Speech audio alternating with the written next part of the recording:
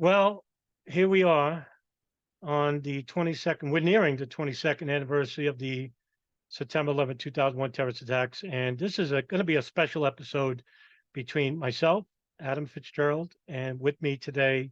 It's a a big pleasure for me and somebody I've grown to respect over the years when I first got to know him 6 years ago and saw the personal growth that he did, which I'm very proud of him for such, and also has become a respected researcher in his own right. He's also the co-host of his own podcast along with Darren Harvey, Beyond Ground Zero, which just initialized this year. Sean Russell. Sean, hey, listen, thanks for doing this with me. Hi, Adam. Thanks for having me on. Yeah, Happy anniversary. And what do you have for us today? I'm interested in what you'd like to get into. yeah, I think, with so many people giving attention to, the implosion of the towers, which is important in its own right. But again, once again, Sean, just like in years past, the aspect of what led to the attacks through the intelligence services and what they knew and what they didn't know, what they shared and what they didn't share, which helped to shape foreign policy that we saw 25 years ago, that is still happening till today. The ripple effect of this malfeasance and criminality shown by both the federal government and the intelligence services, foreign and domestic. And I figured that if we could talk about, the recent history of what led to the attacks that, and our foreign policy that's shaping on information and lack thereof, I figured that this would be a better way of giving, the attention that it deserves to an audience that is not hearing much of it. And, Sean, very well in your own personal experience through viral media and posting that these areas are sorely underreported. Yeah, and here we are, decades later. Something that continually floats across my brain is there seems to be a dwindling. It's almost gone. Mm, The mantra was never forget. For better or worse, that was the mantra. I think we've forgotten. I'm not seeing any activity. There's almost no news articles, even covering some of the greatest revelations that we've ever mm, come across, including this year. There isn't tremendous commentary breaking any sort of new ground. Everything is basically just common, often inaccurate, and very old talking points, if anything is mentioned about 9/11 today at all. Seems like what we have is, and I know I'm not the only one who thinks this, because I've heard others allude to this as well, even recently, is that this is one of the great conspiracies. And it is just like the previous generation's assassination of JFK. Everybody remembers where they were on 9/11, just like the previous generation remembers where they were when they heard Jack got shot. But what happened then, and it's happening now, it may be done. Everybody from that generation knows that there was a conspiracy. When the president was assassinated, everybody knows it's a conspiracy. And yet, 20 or so odd years later, they don't seem to care. That's the generation that watched the Iran Contra hearings live on television, and they still think that they can vote for officials that have their best interest in mind. They still think that there's some kind of difference between their political party and someone else's political party. They know that there's something very dastardly going on, and yet they don't act, and nothing about how they live changed. It's almost like they turned away in fear or horror, and they've forgotten. And that's what we see with 9/11 today. Decades later, it left the mark on a generation, and they all know that there's something completely shady about the whole ordeal. mm. But they've moved on to other things, and they've forgotten. It's gone the way of JFK. And that's what I was worried about years ago too, that, with all the disinformation out there, we were just talking before we were pressing record about how they can't get rid of whatever public solid information they have. but they could surely poison the well. And they surely have done that with the help of the very people you didn't think would be supporting such nonsense, which is the 9/11 Truth Movement. Now, this is not a condemnation of the whole movement, but you have way too many people that were concentrating on the issue of what didn't or did happen at the Pentagon at Shanksville, which is still today the most divisive issue in regards to the conversation of 9/11, and also a concentration on Ground Zero. Now, not to basically say that what happened at Ground Zero is no more important than anything else. But it's not the only thing that happened. Now, for some people, it's the Holy Grail, as you would say. It's the Grail that they worship on, because to talk about the geopolitics, to give it the respect it deserves, from one truther, which I will not name, basically said to me after I gave an hour-long speech to him in regards to, talking about 9/11 in a context. He basically, the first thing he said to me was, "Well, can you simplify it?" I knew we were in trouble. And so it's a confusing topic, but it's not as confusing as you'd think. And basically, if you want conspiracy, there's plenty of it. And you want names to go along with those conspiracy, well, here it is, right? In the past, year, as you mentioned, we just had the biggest revelation in all of 9/11, and it went underreported, shockingly. Now, I expect that from our media. I expected it from the 9/11 Truth Movement. I didn't expect it from alt media. And I really thought that certain people that we both know would actually give it, nonstop coverage. And the only people that ended up covering it was NorthJersey.com, also Gray Zone with Aaron Mate and Max Blumenthal, and Russia Today. And that was it. And to me, Florida Bulldog as well, I believe, but yeah, I'm basically no sorry, one.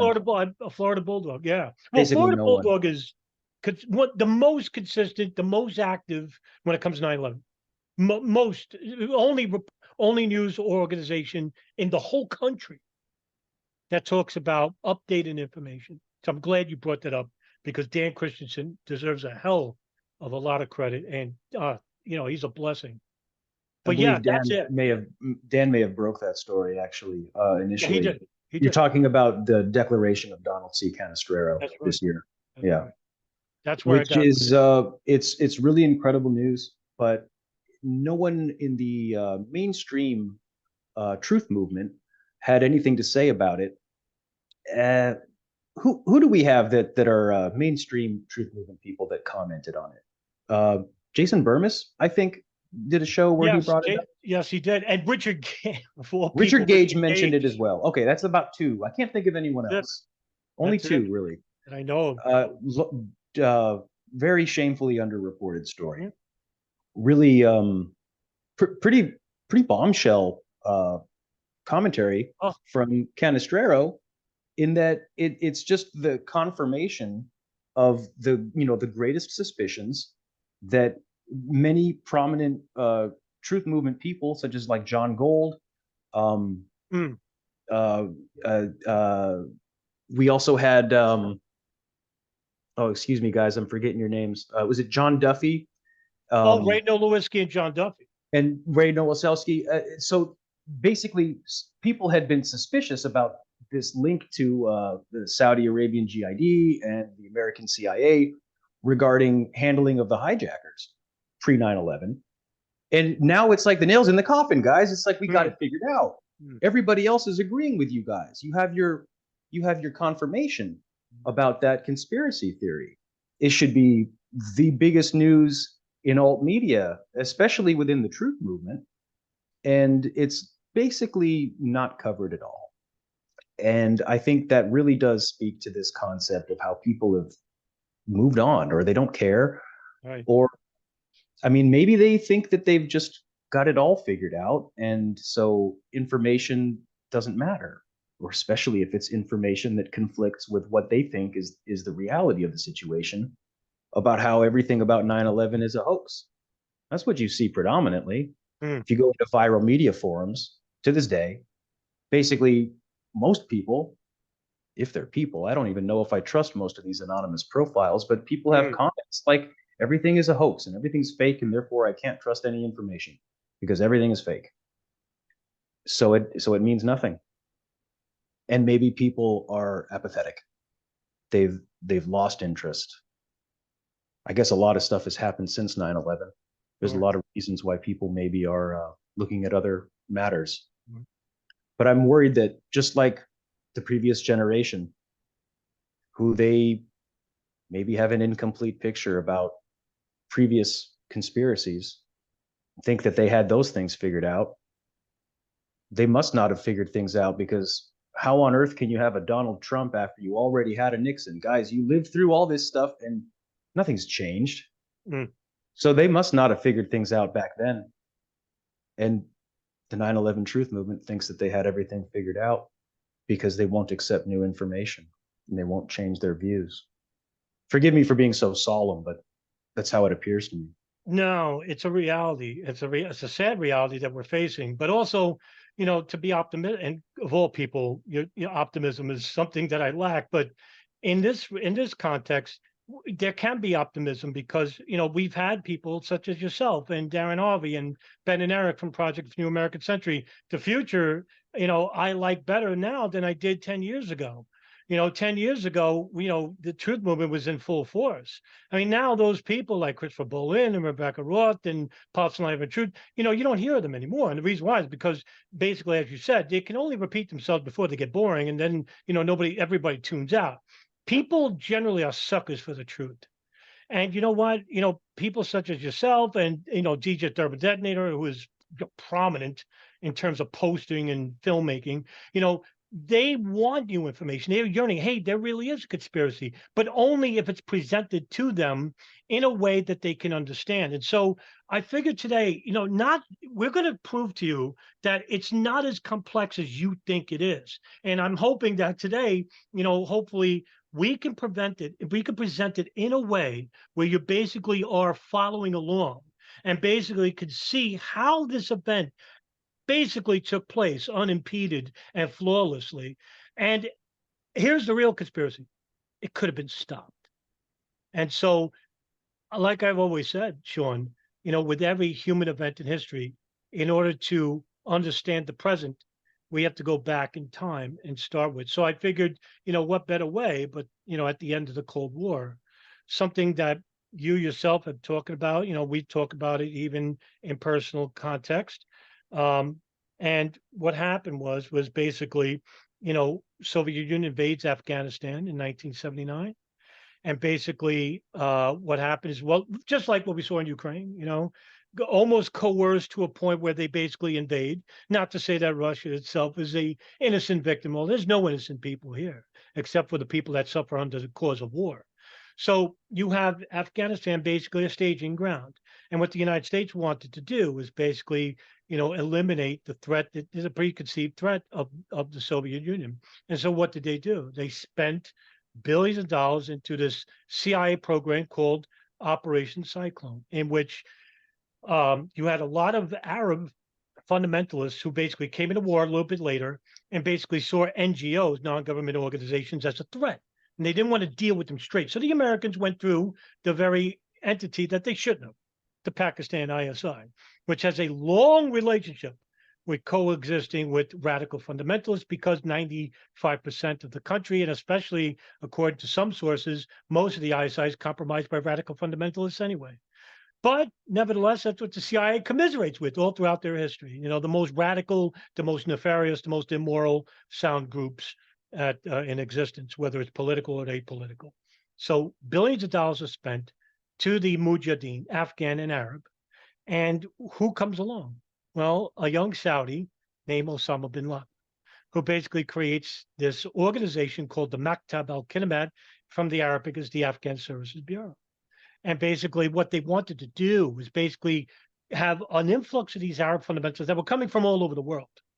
Basically, these are Salafists, Wahhabis, as they're called, basically illiterates, but they basically are decent fighters, not as good as the Afghans. The Afghans didn't want to work with them, but basically said, well, at least they'll die for our cause. And so they really were accepting in that, tentative relationship with the Arabs.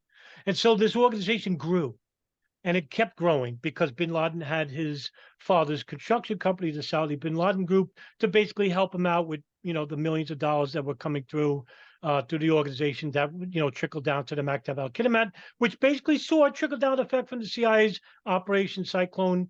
And I'm not saying that bin Laden received direct money. According to his emir of Al Qaeda later on, Dr. Ayman al-Zawahiri, who wrote a book called Knights Under the Prophet's Banner, said that they never received any direct funding, and that was a West invention. And so here you have, the United States, it seems unwittingly, all right, and I use that word liberally, unwittingly given money to radical fundamentalists that they're training through the ISI in terms of fighting against the Soviet Union. So what happens? The end of the war in '89. And just so happens the United States leaves the country.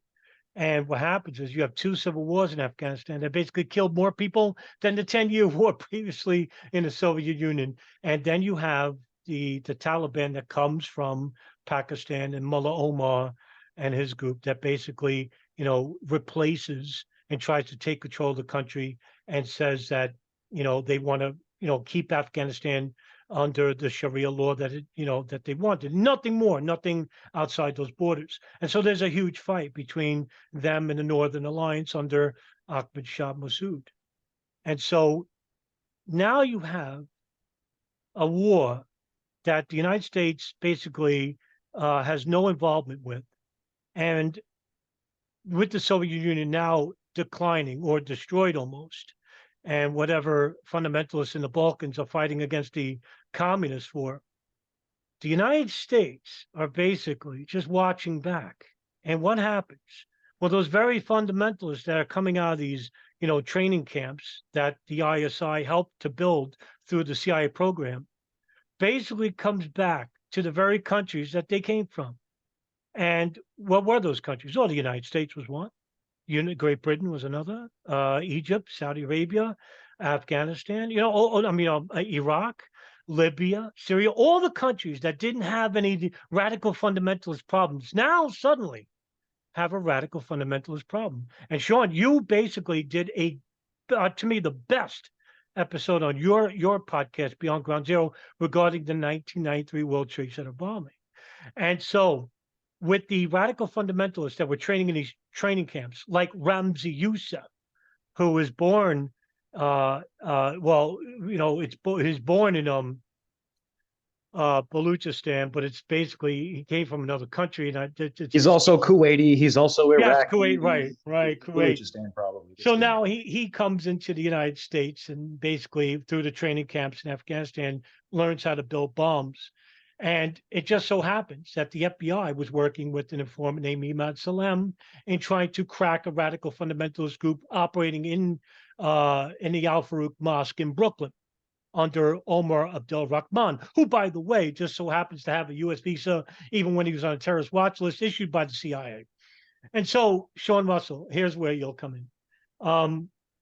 Here you have the FBI, and it seems that Israeli intelligence were also monitoring this ring that was operating inside the United States. And we're talking about 1992, 93, before the bombing itself is happening. And what happens from here? You have a buildup of Imad Salem, an informant inside this group, who basically has to leave because the FBI tells him that, if you're not wearing a wire, you're not going to be in service to us. So he leaves. In comes Ramzi Youssef. And Ramzi Youssef builds the bomb that helps to destroy the North Tower basement in the World Trade Center. And this is basically just a product of an operation through the CIA in terms of Operation Cyclone, and as well as the intelligence services that basically shut down the case because they said this is the work of a lone person. But that wasn't the case, was it, Sean? Well, just one lone terrorist or one figure. It's definitely more complicated than just one nut job. Right.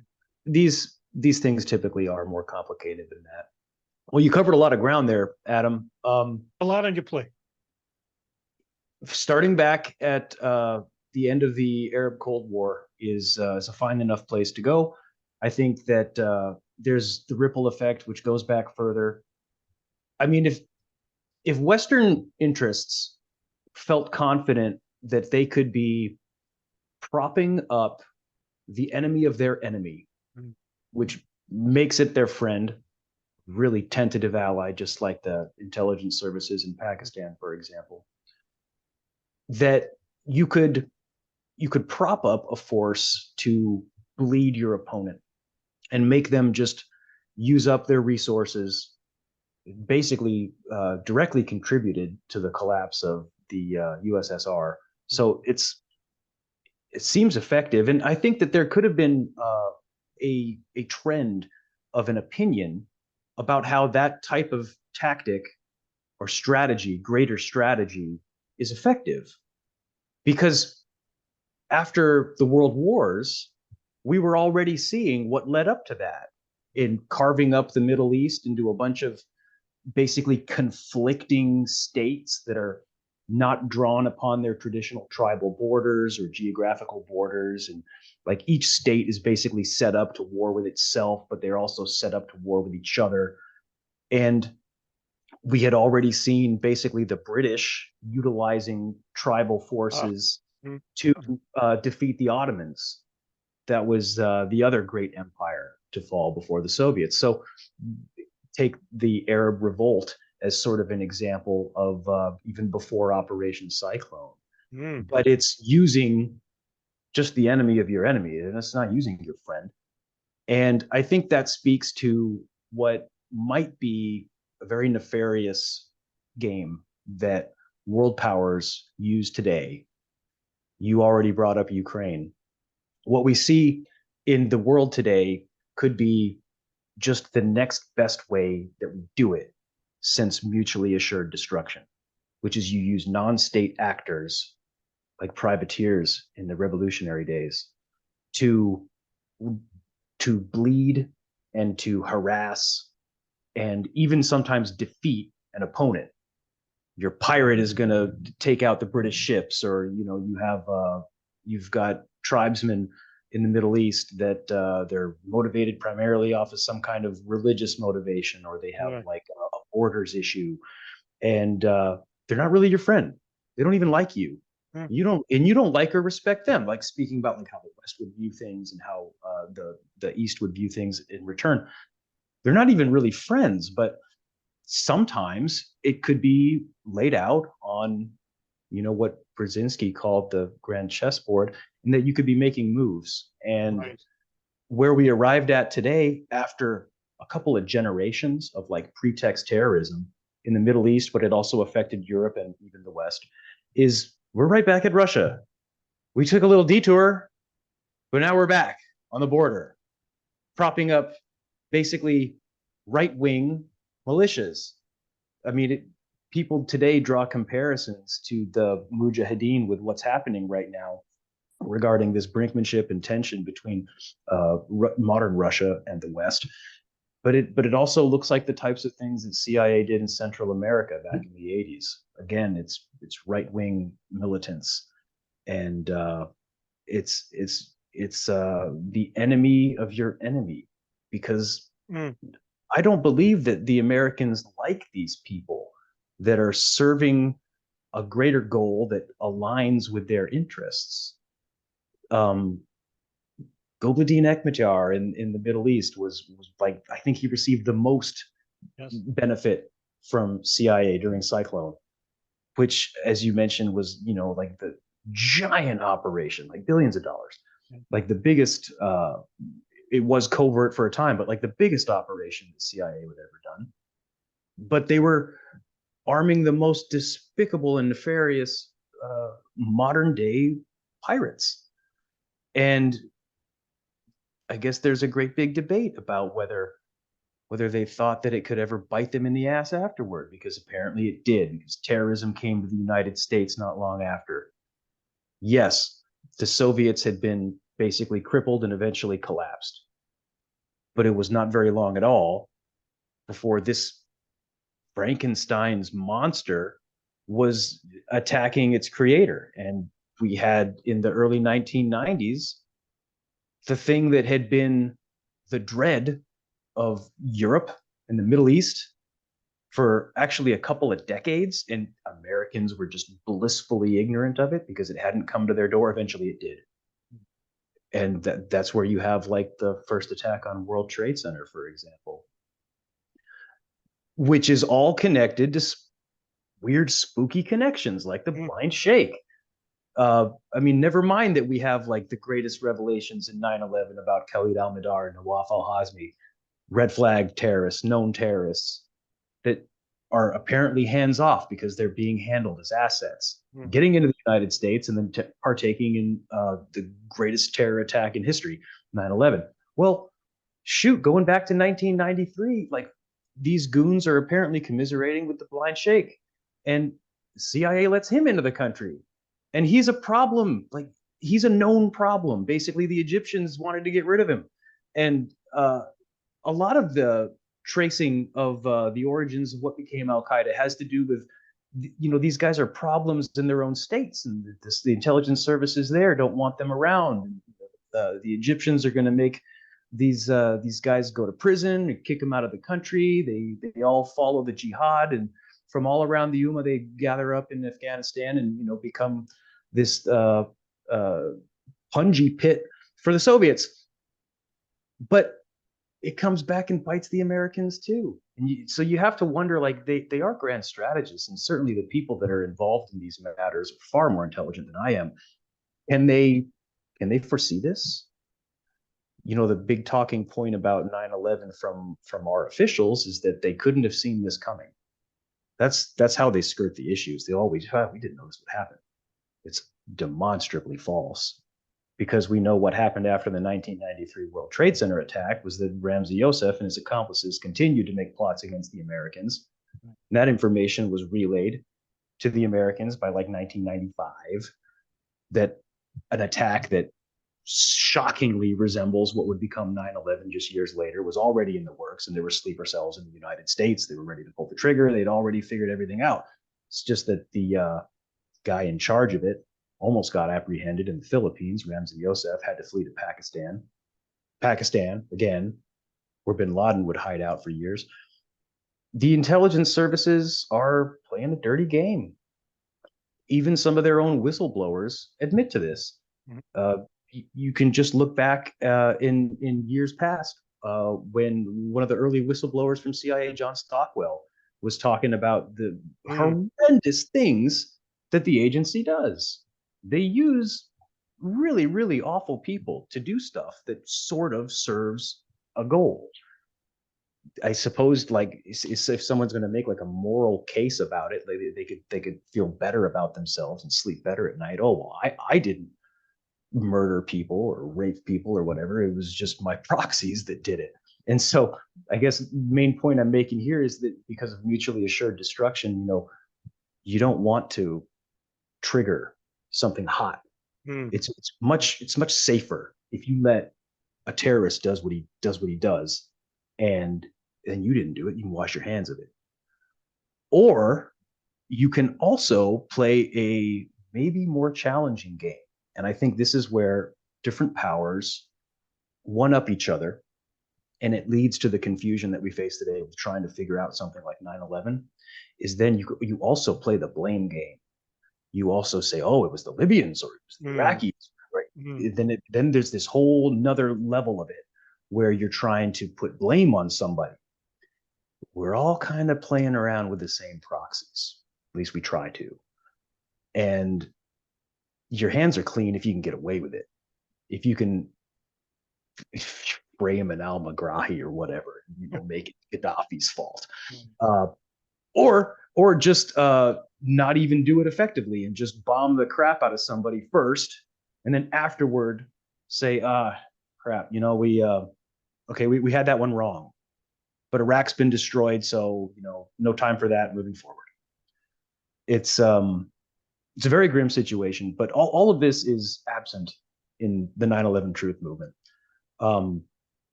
I don't encounter truthers that talk about the 1980s and how historically pretext terrorism could work.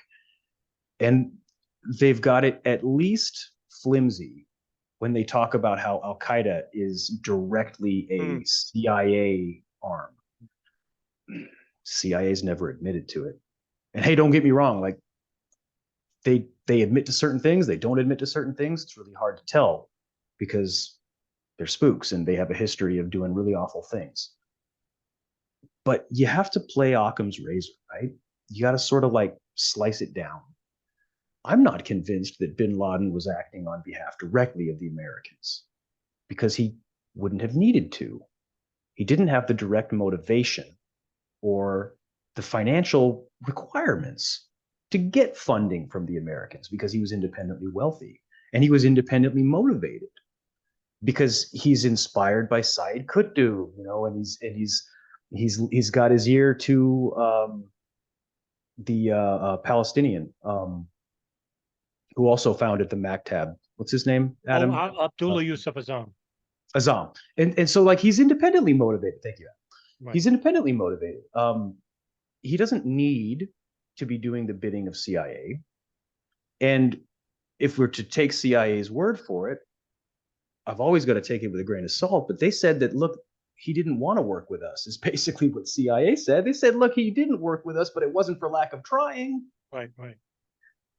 And I mean, I guess what that all boils down to is, was 9/11 a Gulbuddin Hekmatyar job?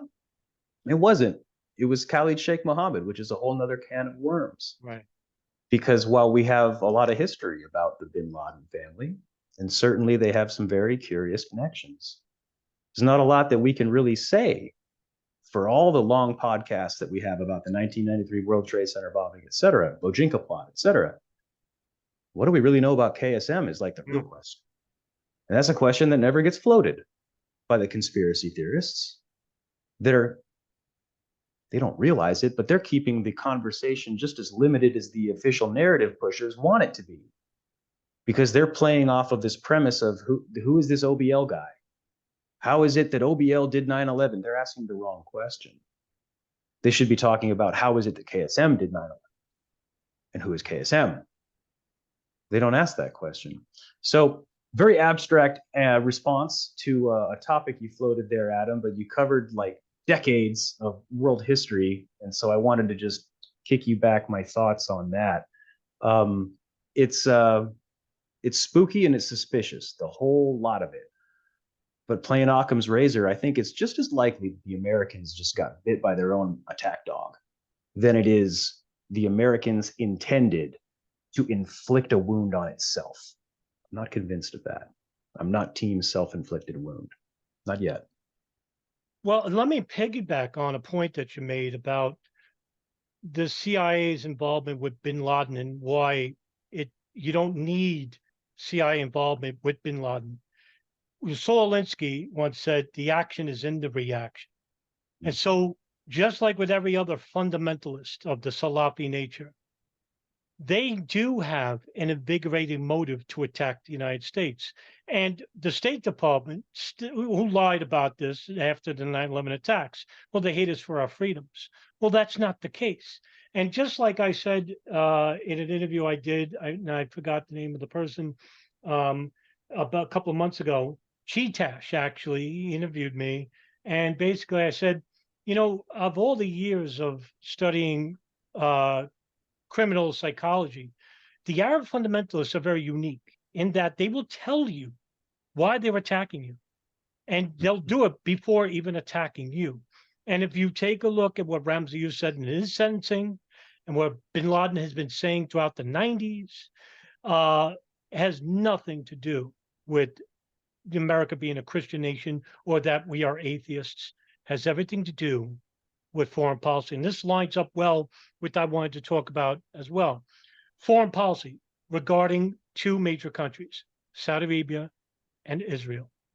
Now, if we go back, one of the earliest foreign policy papers is something that you're quite familiar with, which is the Oded Yunan Plan, which the argument of the paper basically suggests that they're witnessing a new epoch in history without precedent, which required both the development of a fresh perspective and an operation strategy to implement it, in which the Arab world that is circling Israel, that would become the last safe haven for Jews to seek refuge in, and that the notion that pan-Arabism was the threat, that they would actually have a blueprint for countries like Egypt, Jordan, the West Bank, Lebanon, Iraq.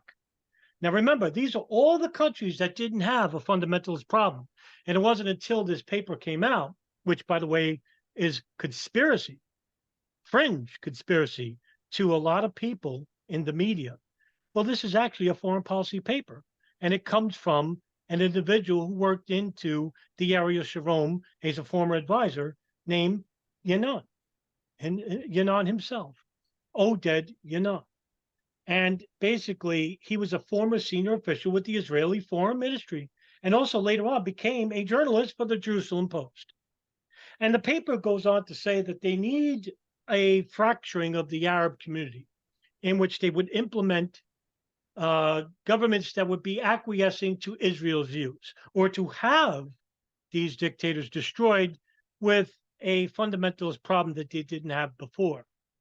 And later on, what we saw afterwards, a couple of years later, with the Wolfowitz Doctrine from the Undersecretary of Defense, Paul Wolfowitz, in the Bush administration, which the unofficial name given to with the Defense Planning Guidance of 1994, also known as the Wolfowitz Doctrine, which basically talked about the U.S. status in the world as the only remaining superpower with the fall of the Soviet Union.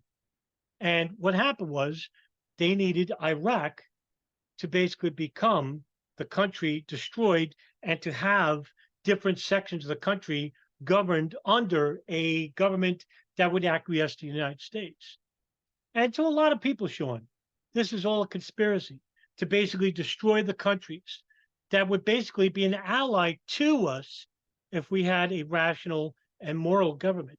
But because we saw the rise of the neoconservatives and the rise of the dual U.S. Israeli citizens in Congress that would later shape the Bush administration, people like Dick Cheney or Donald Rumsfeld, later Colin Powell and Condoleezza Rice, they would have their own nicknames as the Vulcans later on. But the real foreign policy advisors like Richard Pearl and Douglas Feith and Paul Wolfowitz that would go on to shape the narrative that Iraq is the greatest threat to the United States.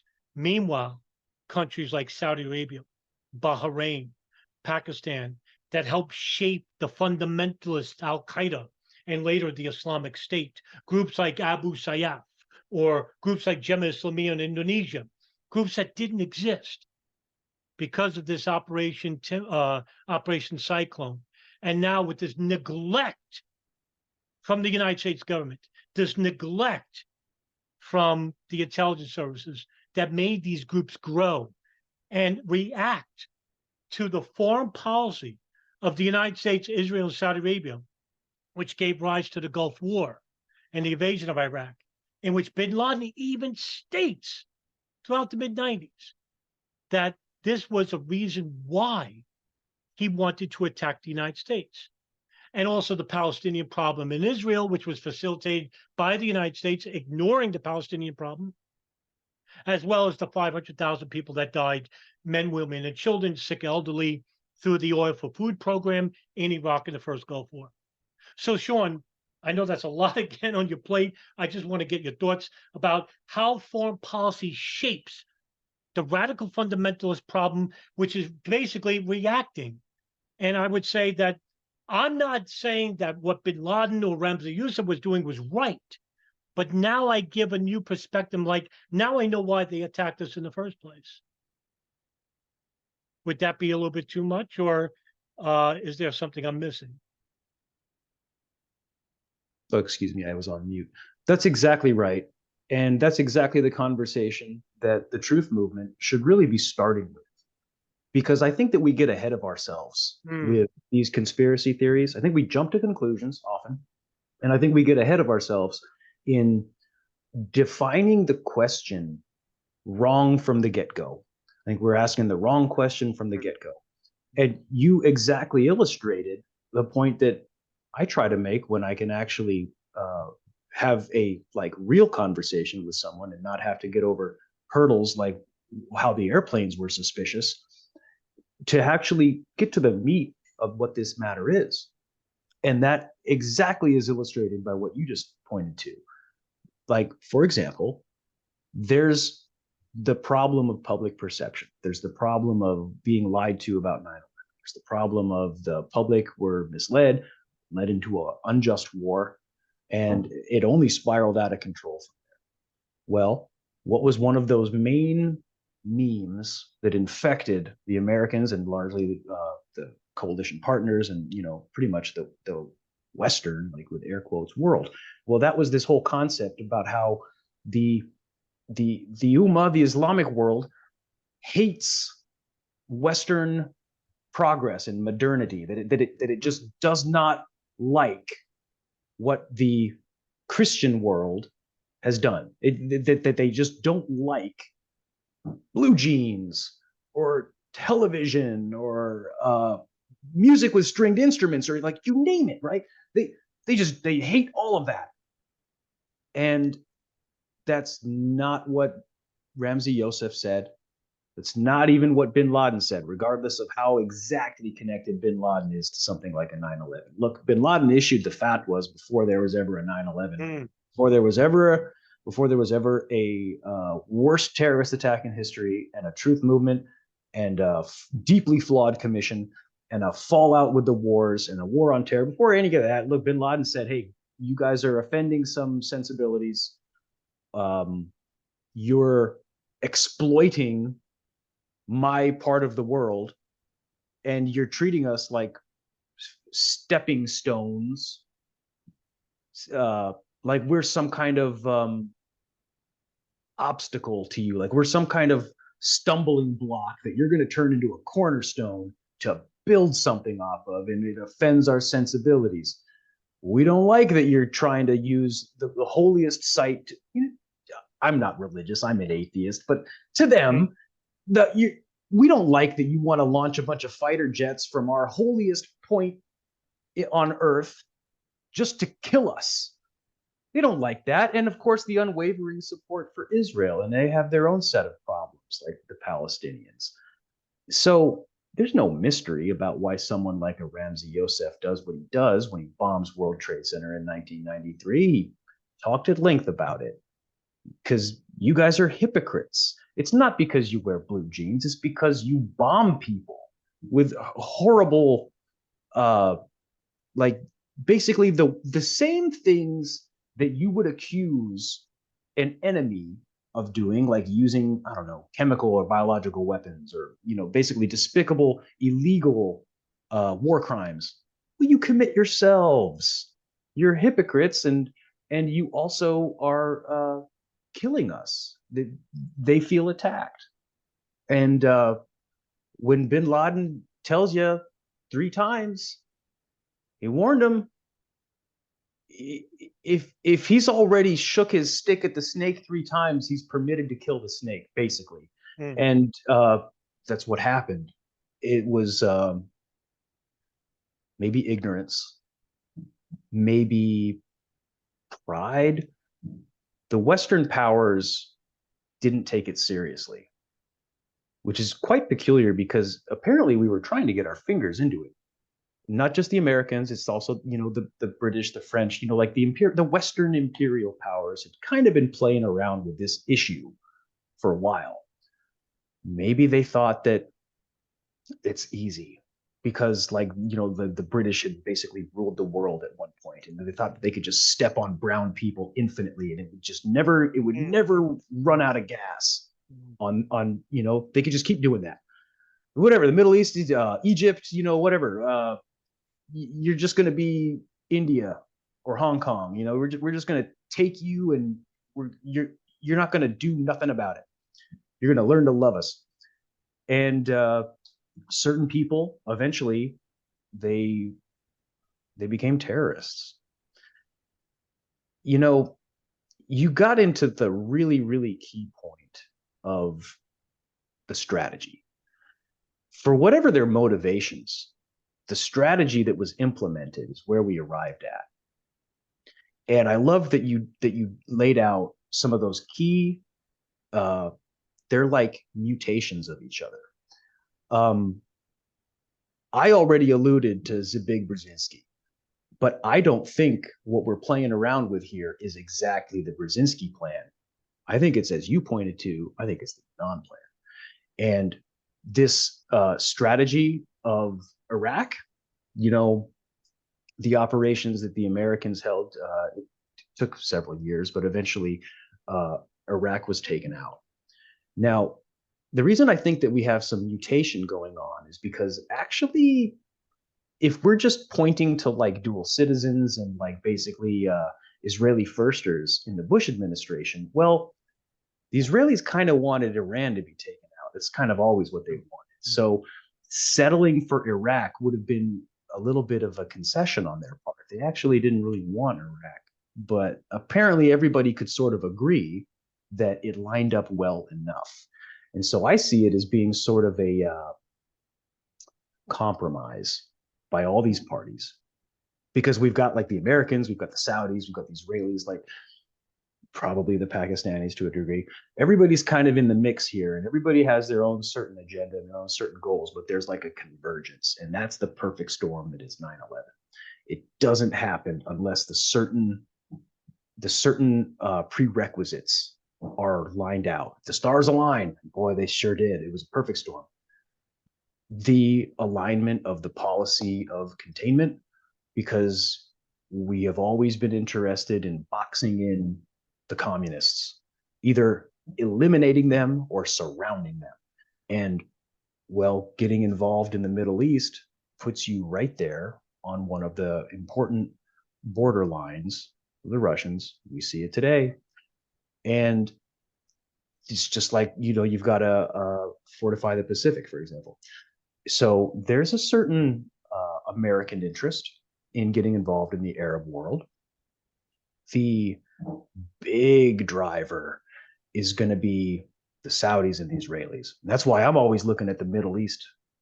That's why I'm not an inside job guy.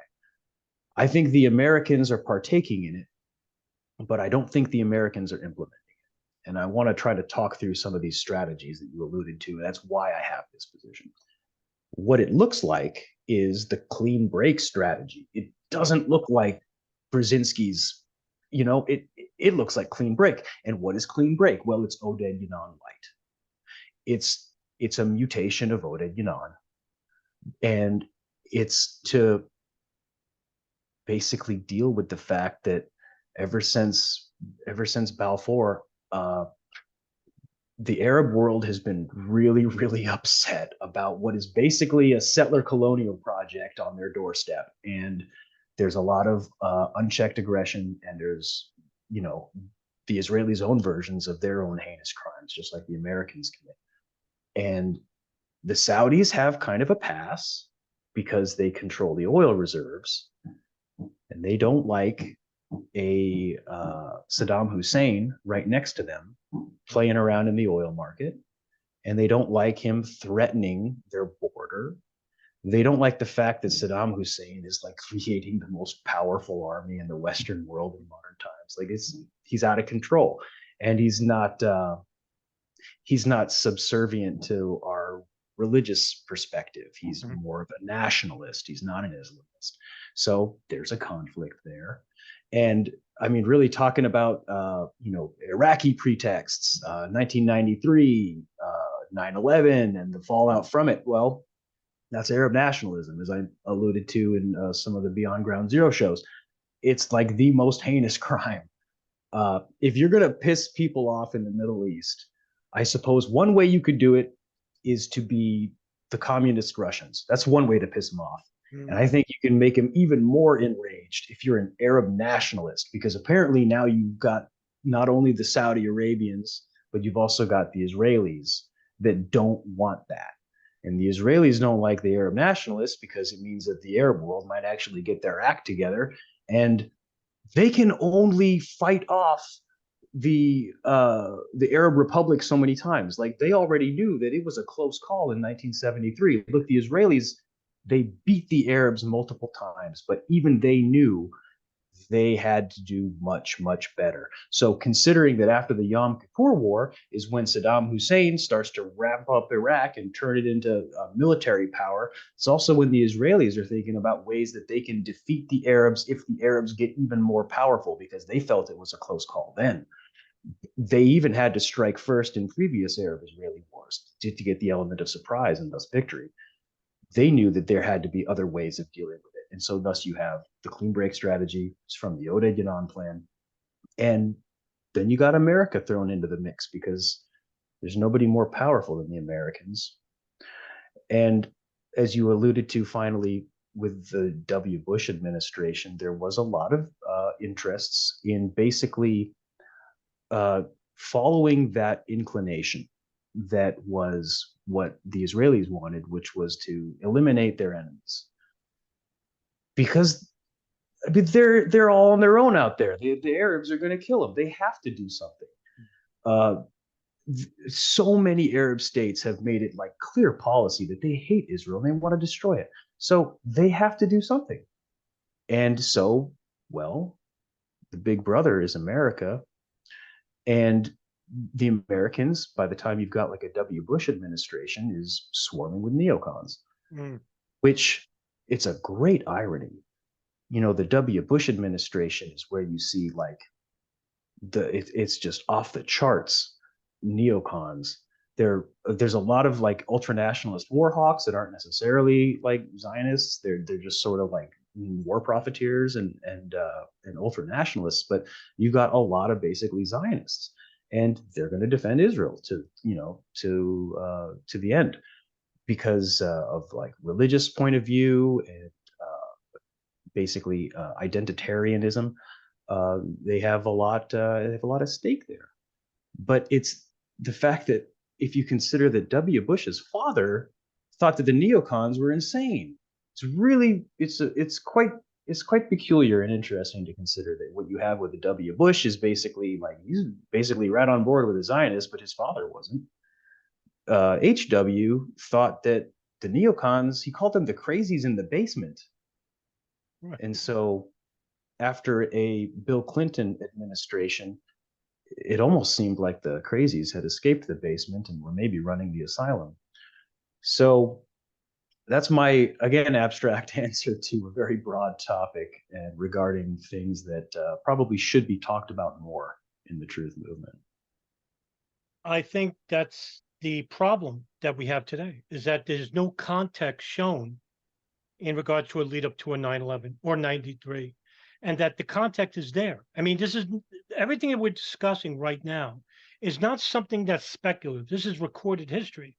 So, you know, the truth movement, for example, I hate to pick on it, but they always want a connection to show that, 9/11 is an inside job. Now, I join with you with I hate the term inside job, because most of the people that probably had specifics lead up to 9/11 were outside.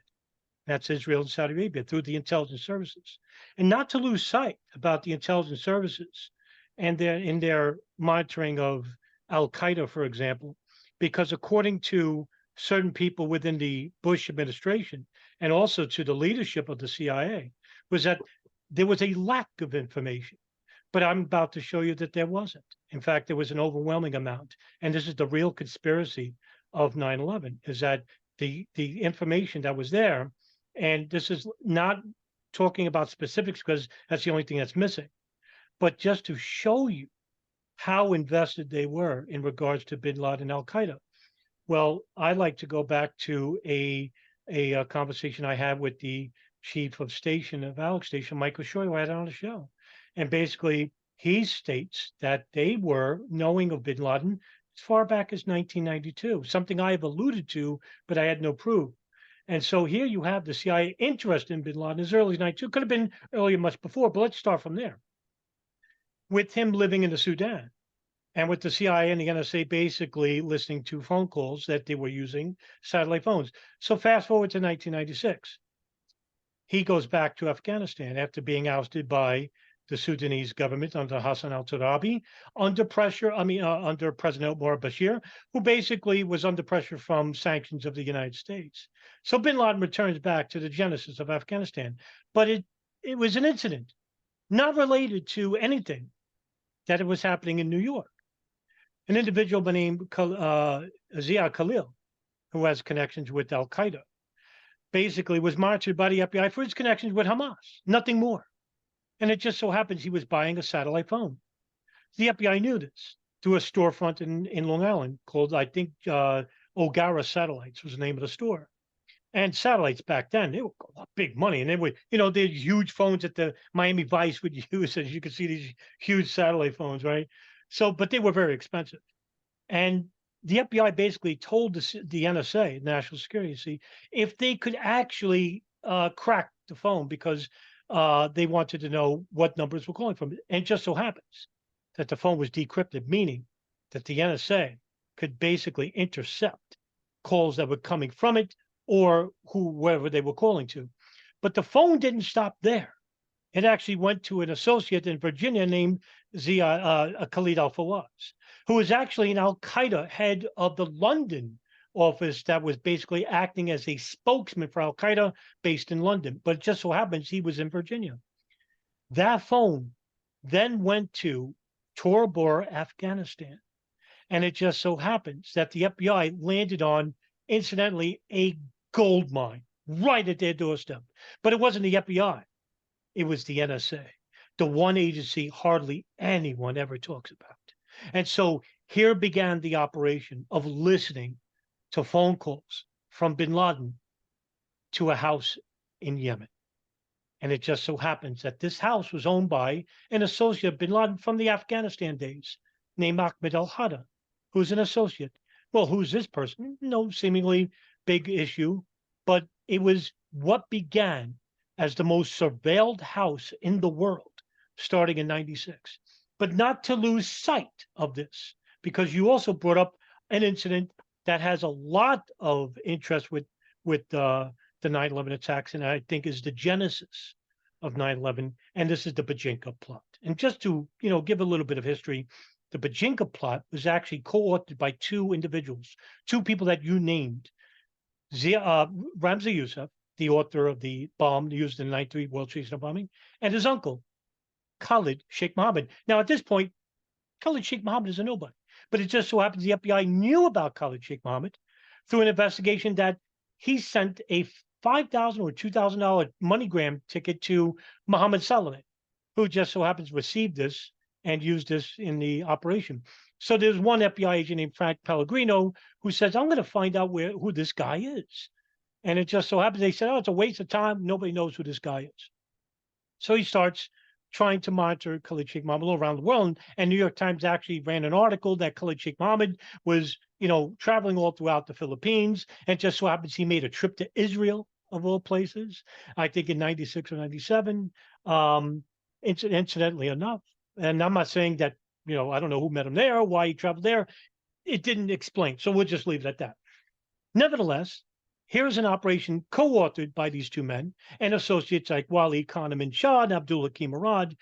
And what is the Bajinka plot? Bajinka plot basically was an international transnational plot where Ramzi Youssef was going to build 12 bombs hidden in Timex watches using a combination of nitroglycerin and fertilizer. And he learned these trades to the training camps in Afghanistan, which was run by the ISI through the CIA's Operation Cyclone program, just to give you a little rundown. So here they have this operation about putting all these watches on 12 airliners that were traveling from the United States and Southeast Asia. And they would all explode over the Pacific 1 minute apart. But that wasn't it. There was also another part of that plot where they would assassinate the US President Bill Clinton. And it just so happens that his security detail was too much, so they replaced him with the assassination of Pope John Paul II. He was visiting the Philippines. The issue was that they were going to dress as priests and have bombs in these bags and just leave them right when the motorcade will come and they will explode and kill Pope John Paul II. Well, Abdul Hakim Murad is captured, and basically he is beaten and tortured, but basically, he was given a reprieve. He's visited by the colonel of the Philippine police, Rodolfo Mendoza, who offers him McDonald's. And before he eats it, he goes, you got to tell me about what's going on. And it was here that Abdul-Hamid Murad talked about the Pajika plot, but also that there was a hidden part of the Pajika plot, and that there were sleeper cells inside the United States awaiting orders to hijack 10 planes and have them crash all over the intercontinental United States. And the names of these buildings were later named in the report. I've posted the PDFs for this.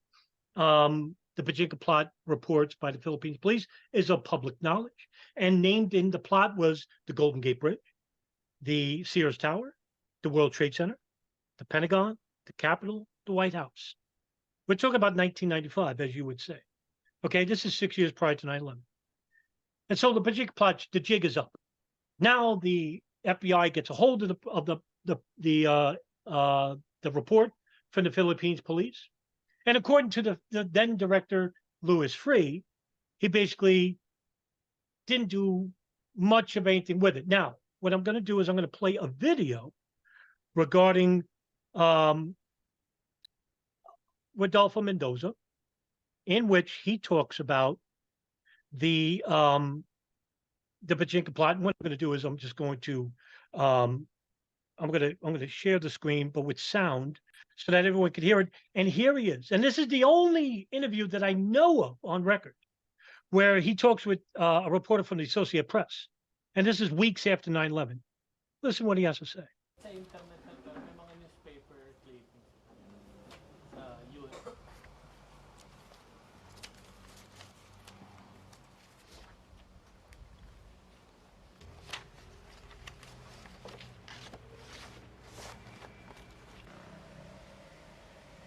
He's looking at the report there. Saying an airplane being crashed into the World Trade Center immediately caused a flashback to informations I obtained in 1995, and I told that they have done it. So I was really teary-eyed, to be honest, and I don't know what to say. And I woke up my wife and told him that, see, I know that they will be doing this, but I don't know when. As you discovered them in the mid-1990s. And I have to visualize, analyze deeply the debriefing informations provided by Murad.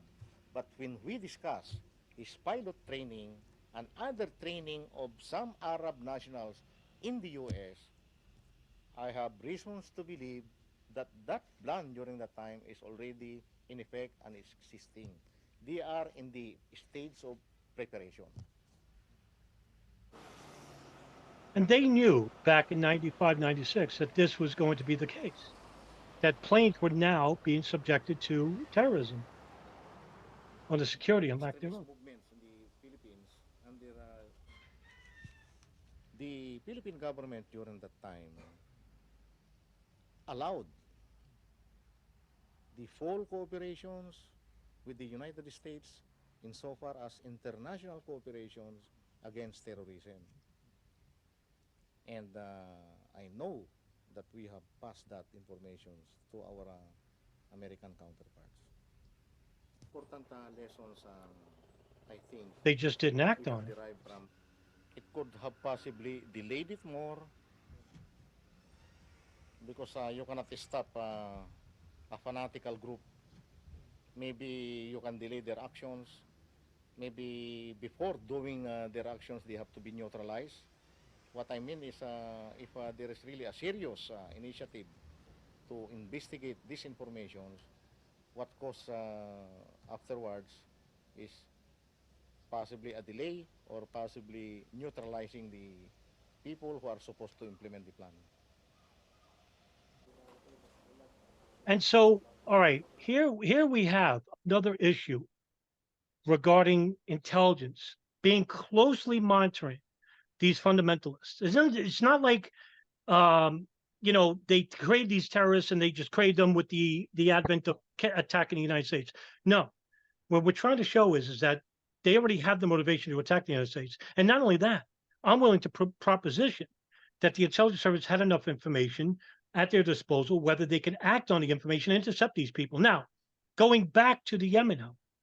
So now the CIA and the NSA get involved with the monitoring of this house in Yemen owned by Ahmed Al Qaeda, and thus begins a 5-year signals intelligence operation regarding this Yemen hub, which basically acted as a network of Al Qaeda communication throughout the world. Now, for example, why would they need this house? So if there's an Al Qaeda operative in Egypt or in Saudi Arabia, where they don't have the protections like the United States does when it comes to radical fundamentalists using phones, what they'll do is they'll pass a message to this house in Yemen, which is not being protected by, which is not being monitored by the Yemeni government because they have their own problems regarding fundamentalists in the intelligence services as well.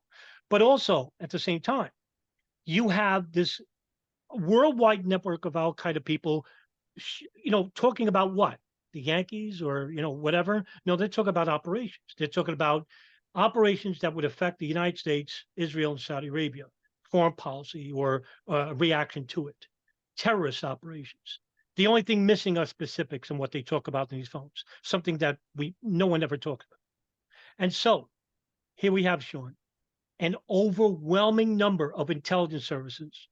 And God knows what Israel was doing. We don't know at this point. But what we do know through the public record is that the NSA, the CIA, were listening to this house in Yemen and bin Laden's satellite phones. And God knows what they had collected all this time.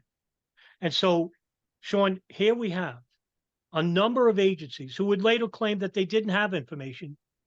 I would submit to you that they had an overwhelming amount of information that they could have acted on. What do you think? Well, we could probably have to just rest on the fact that we don't know for sure regarding did they know. I think you basically have said that in the past as well. But what it does do is it immediately destroys Condi Rice's whole point about how the failure to prevent 9/11 was a failure of imagination. You can throw that right out. No longer can anybody say they didn't see this coming.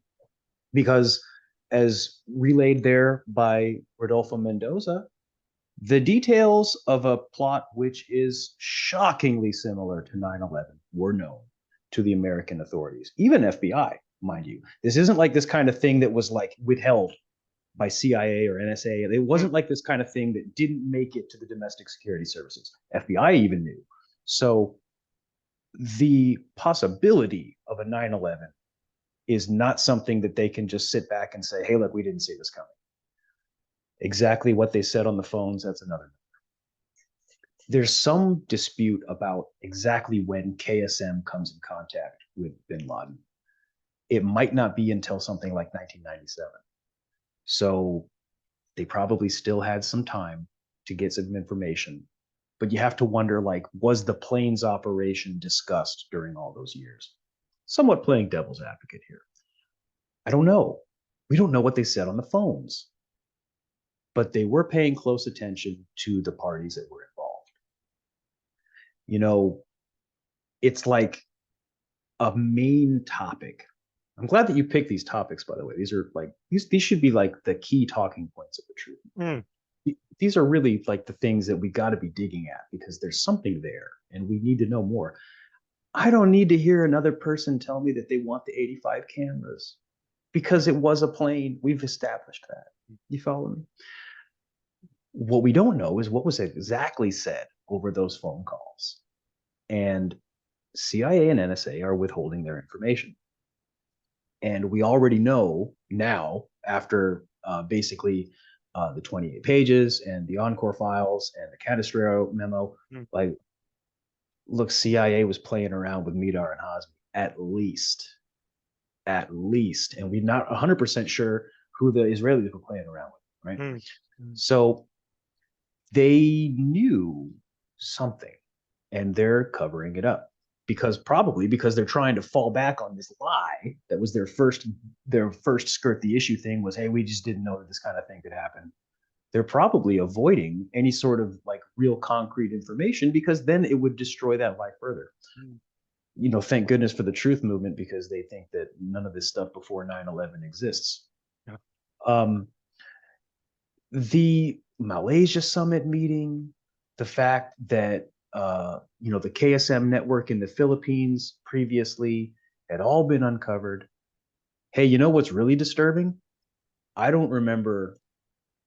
I mean, I was young at the time. I was a teenager basically, but I don't remember people talking about sleeper cells in the United States before 9/11. I don't think that was a concern.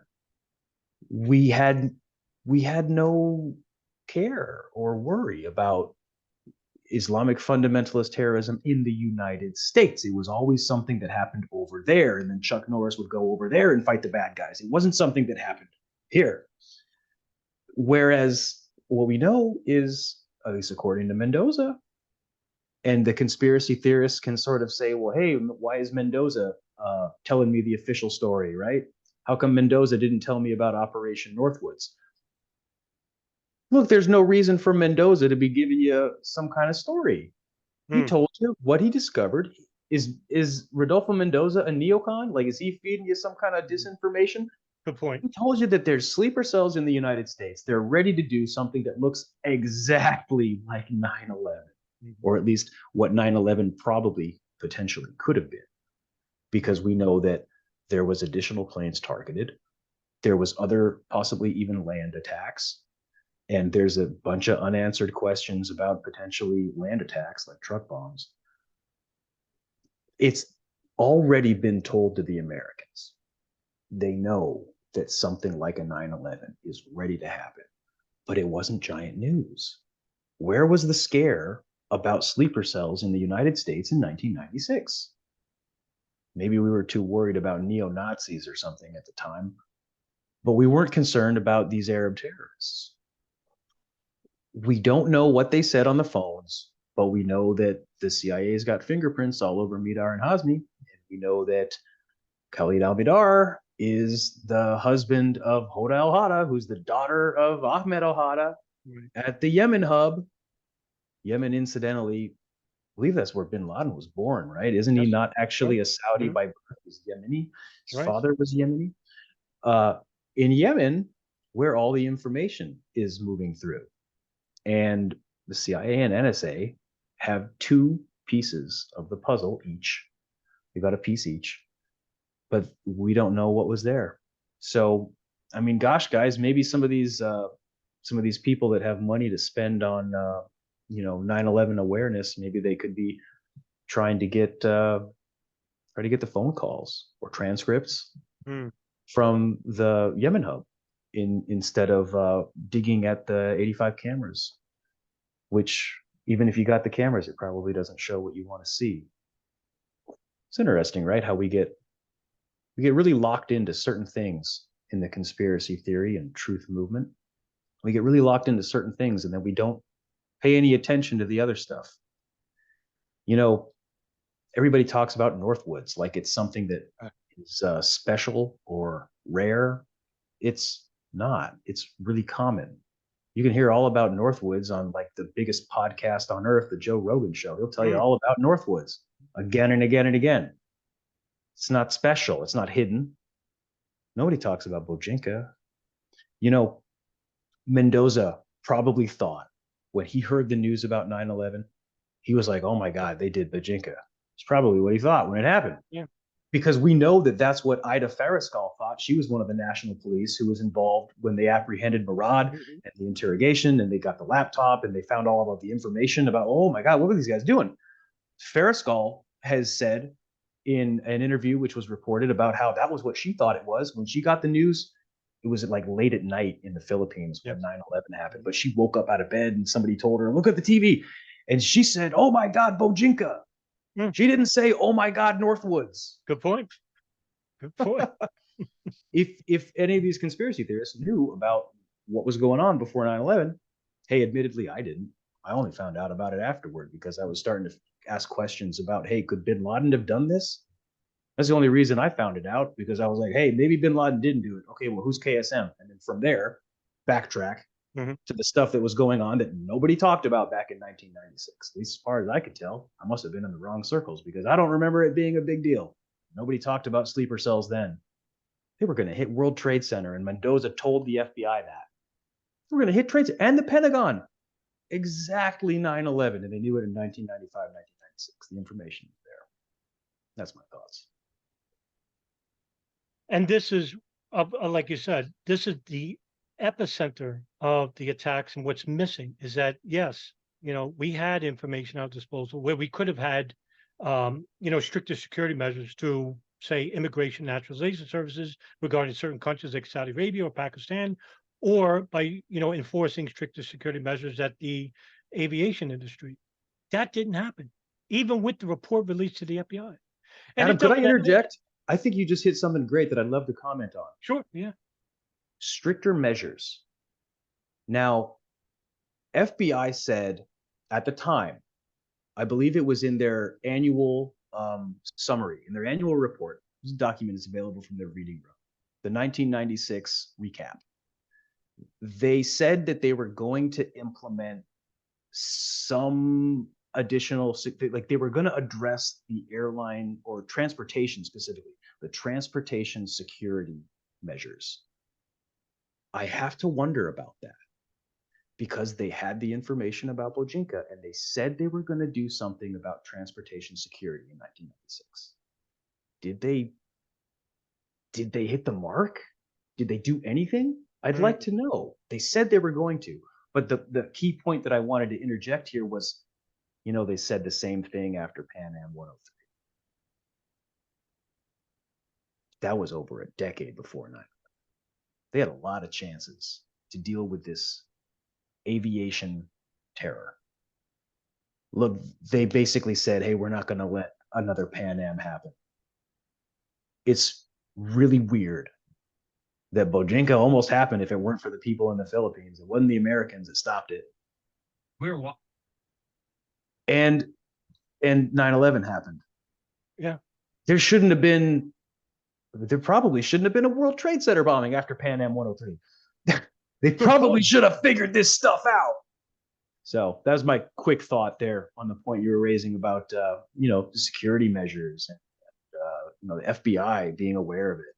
And let's Well, piggyback off that, because again, the truth movement likes to dismiss the commission as nothing more than a pack of lies. The commission actually addresses this issue that you raised, Sean, which I'm glad you brought up. Let's see it. Watching for something happening overseas. Let me deal into that a little bit. Bojinka happens in '95. FAA sent somebody over to Manila. Are you familiar with that? Are you familiar with the FAA sending a representative over to Manila? Yes. And what did they come back and say? What did that person report after going over to Manila and finding out that a member of Al Qaeda was going to hijack 12 American airplanes in a suicide fashion? I got to get both words in here because you all say, geez, I didn't think they could commit suicide. There were 10 attacks by Al Qaeda against the United States from 1992 to 2001, and 9 of them were suicide. We knew by then that bin Laden was going to come after the United States. So what did the guy report when he came back in 1995? What did he tell you? And what was your response to it? Well, my recollection, and I do not have specific recollection of what was said, but my general recollection was that the threat at that time, and continued up through September 11, was really directed outside the borders of the United States. In 1998, after the East African Embassy bombing, Mr. Belger, it was in the newspaper that the United States of America federal government arrested 2 suspects that were in the United States. One in California, one in Texas. Why would you reach that conclusion, that they were only going to attack outside the United States? The conclusion I reached, sir, was based on the intelligence information that was given to me. I mean, I can't be any more... I'm talking about be any stuff more that's clear. reported in the newspaper. It doesn't come from CIA. That's right out of the darn newspaper. Hopefully, I don't know, sir. I don't remember reading that. You're in personally. luck. My time has expired. And there you have it. Now, the person that was arrested in California, as we both know, was Ali Muhammad. The person that was arrested in Texas was actually Wadi al-Hajj, who was accountant for bin Laden, that was convicted for his role in the 90 East Africa bombings later. Shortly after all this remarkable revelation, Sean, comes the advent of something that was unprecedented in the agency at the Central Intelligence Agency. They created a center, and this was authored by David Cohen, who at the time was the CIA's director of operations. He created what was known as the Bin Laden Issue Station. It was codenamed Alex Station because this was named after the son of the chief of station, the original chief of station, Michael Scheuer. What David Cohen wanted to do was basically try out a virtual station on an individual or organization. And it just so happens that this organization or individual they were concentrating on was Osama bin Laden, who was now making the rounds right around this period as being a threat to American interests. Again, this is just showing you that well before 9/11, that bin Laden was considered not only a threat, but that the intelligence services knew this. And what we're trying to show you, me and Sean are trying to show you, is that the conspiracy is that this was not known. As Sean said, Condoleezza Rice says at the famous inquiry and 9/11 Commission that they had no idea they were going to use planes as weapons. Well, there's a reason why we're talking about it, is that they knew back in 95, 96. And there you have the 9/11 Commission, which the 9/11 Truth Movement likes to say that it's all wrong, basically addressing the subject to the acting commissioner of the FAA, that you had this information 5 years prior to the attacks. And so what was the modus operandi of the Bin Laden Issue Station? Well, they had a number of different agencies working hand to hand. In the naivety of belief was that everybody was going to work together, collect all the information, signals, intelligence, human intelligence, open source, private source, okay? That they were going to share all information all around the world collected by these agencies. And that would basically stop bin Laden in his tracks or to destroy him or kill him. All right. The station opens in January of 96. Michael Scheuer is chosen as the chief of station, and he hires Alfred M. Bukowski, a CIA analyst, Michelle Lane Casey, another analyst, and to act as the deputy director of the station, Tom Wilshire. There are other analysts. I don't know the names of these people, but there was about 20 people. Later on, just before 9/11, it grew to about 50 employees. And at the same time, after 9/11, it grew to about 200 to about approximately 300. It's not known because it's classified. Nevertheless, here you have a issue station that basically knows about the Yemen hub, knows about bin Laden in Afghanistan.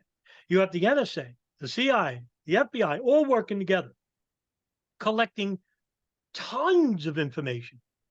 This is not something that they lack thereof, Sean. We're trying to show you want a real conspiracy. Well, it starts right here with the domestic, and I'm not even talking about foreign intelligence, just keeping it domestically. We'll get to that in a minute.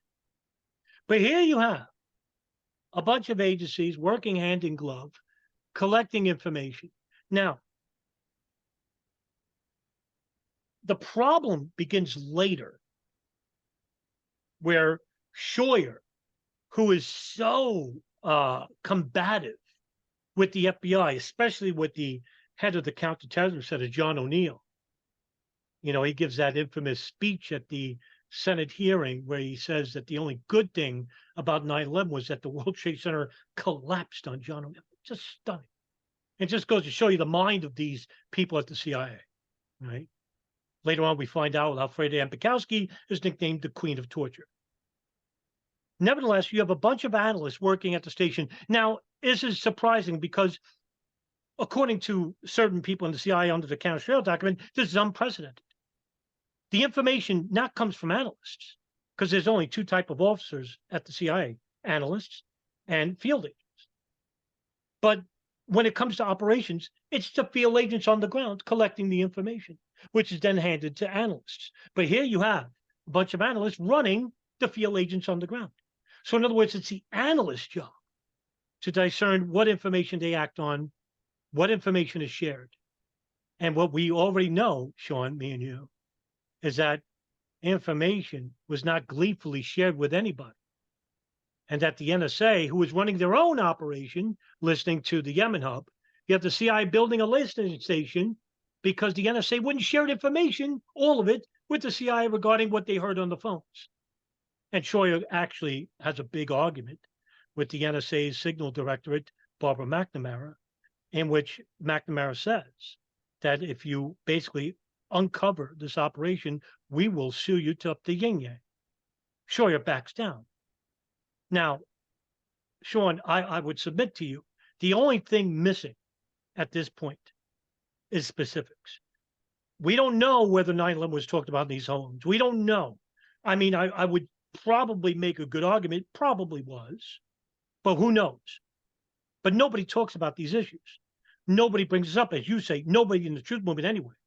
But here you have, Sean, a great case to show that the intelligence services, many years prior to 9/11, could have had stopped not just 9/11, but the 1980s Africa bombings, the USS Cole bombing in 2000, if the operations were talked about on these homes.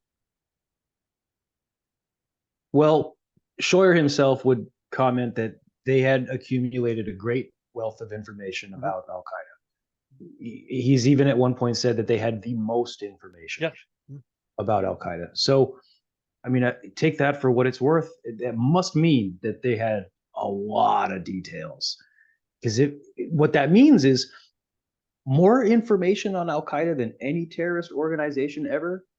There's a lot of terror organizations before Al Qaeda is on the map. So that means that you know more about them than you know about Hezbollah, for example. That's got to be a lot of information. And they had the satellite phone, and they were listening from Madagascar to the Yemen hub. Like, they've got a lot of details. And already by the time you get up to the doorstep of 9/11, the intelligence services are trying to basically flip some hijackers. Like they're right on top of it. And Scheuer, to his credit, says that he basically, if he'd had it his way, he would have taken bin Laden out. And I suppose you maybe could cut the CIA some slack in that they really they are an instrument of the administration. And if Bill Clinton doesn't want to deal with bin Laden, then he doesn't get dealt with. Since apparently they had many opportunities to just eliminate this whole thing. And Scheuer was vocally upset about that. And years later, he would comment about it. He was definitely perturbed by the administration not neutralizing bin Laden. So you have to start to wonder about, not only are these agencies like possibly playing a dirty game, but who the hell do we keep voting for in the executive branch? They're supposed to be leaders, and I don't like the term leader, but they're supposed to represent the Americans. And man, who knows what they represent anymore? Apparently, they're not going to stop a 9/11 before it happens. They're going to lie about it afterward, blame Saddam Hussein after the fact. It's really, really, it's way gnarlier than what the conspiracy theorists try to make it. The conspiracy theorists try to make 9/11 this. It's like we can say that we're making it simpler, but in a way, like it's actually gnarlier than what the conspiracy theorists try to make 9/11.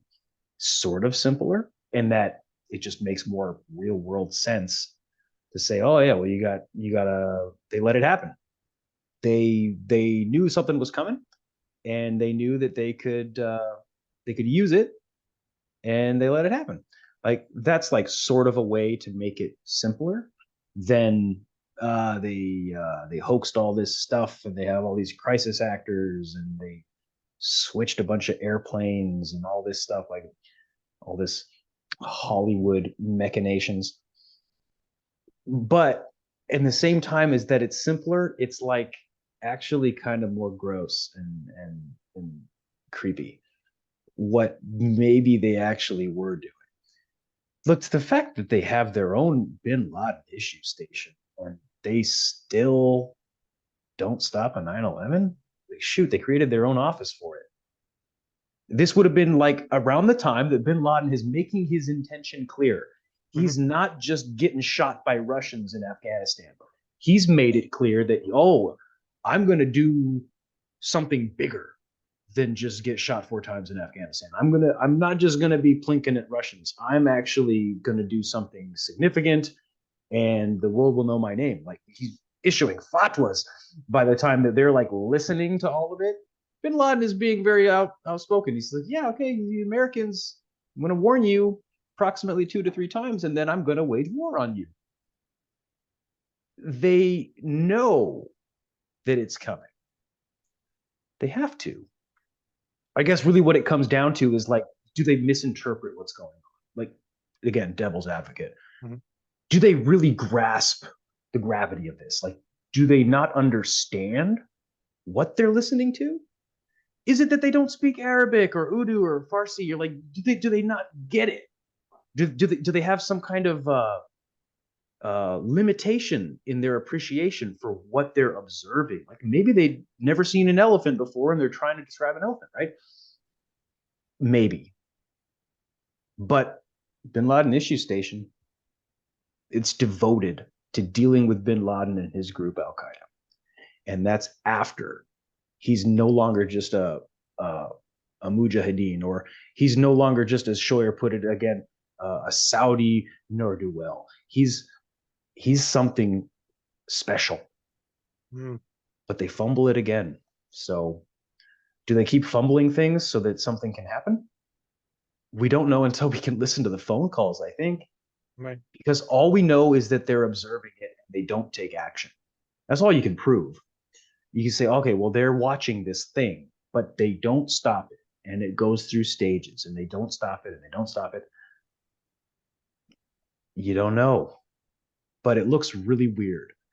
And again, going back to what we know from Canestraro, and we've been seeing the weird things that are buried in the Encore files. There's a lot of cover-up.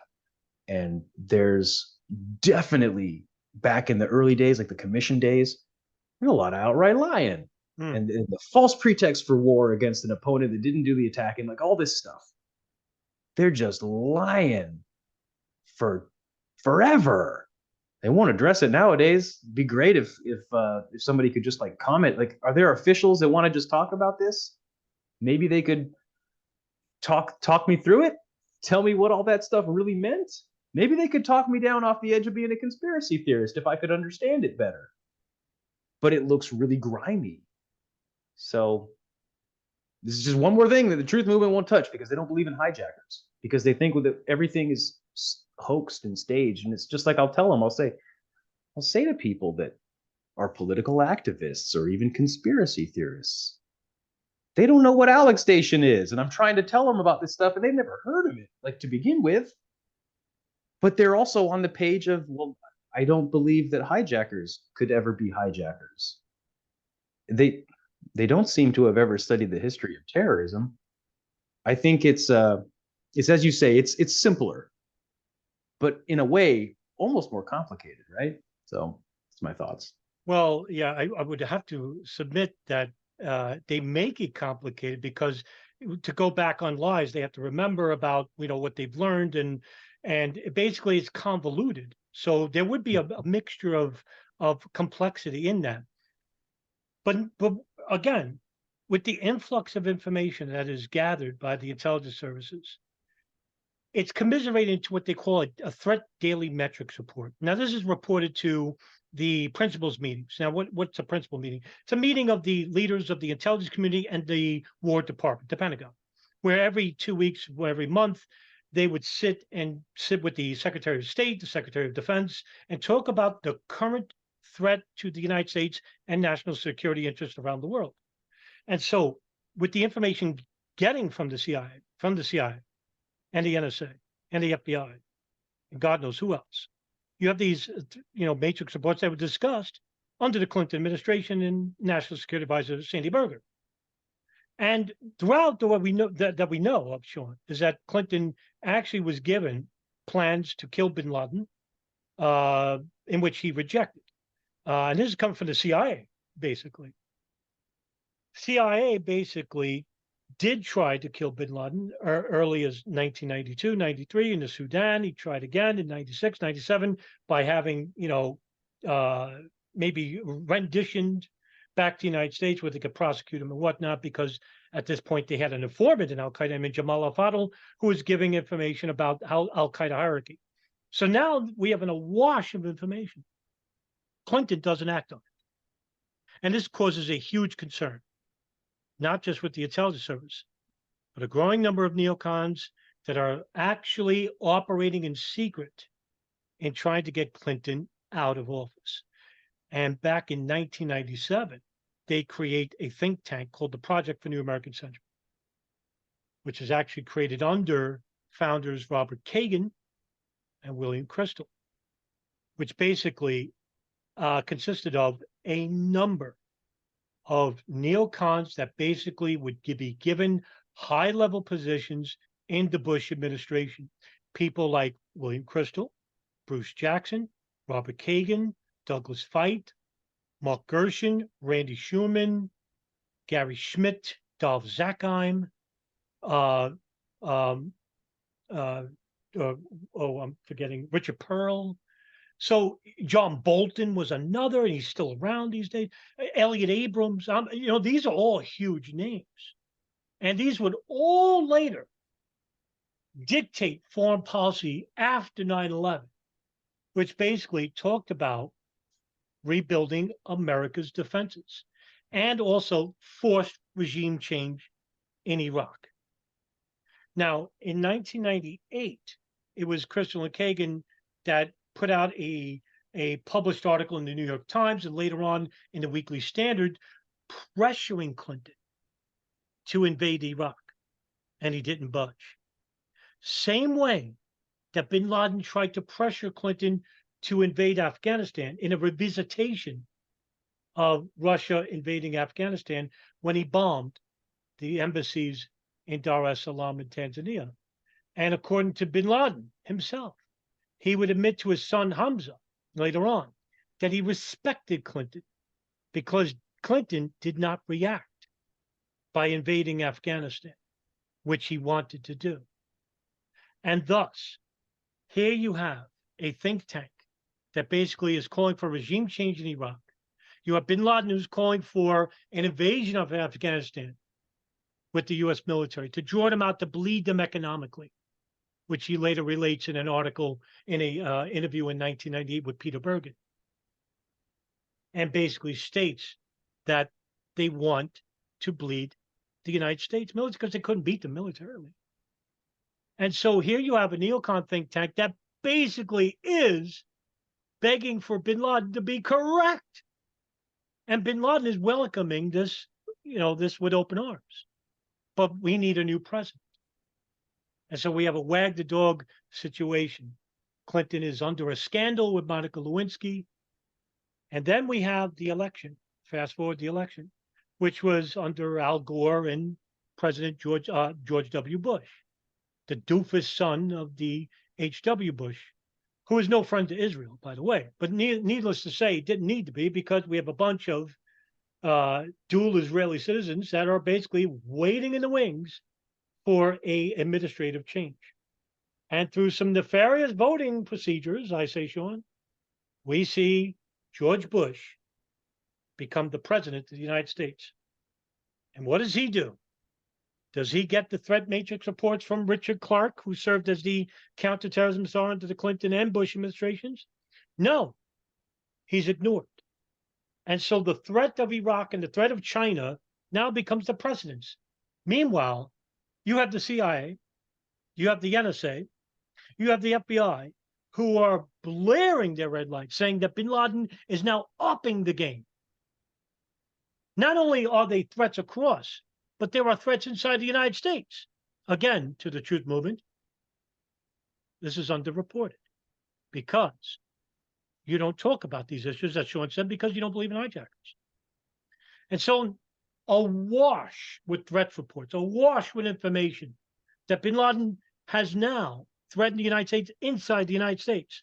And not only that, the issue of airplanes does come up. The threats to aviation security comes from none other than information provided to by Ahmed Rassam, who is part of an operation called the Millennium Operation. But we're getting a little bit ahead of ourselves because there is an issue that needs to be raised, because this is where it begins. the 9/11 pre-war information. So there's a phone call listened to by the NSA in the Yemen hub in December of 99 by a person named Collab. They don't know who this person is, but he's in Malaysia. And he talks to a person named Khalid.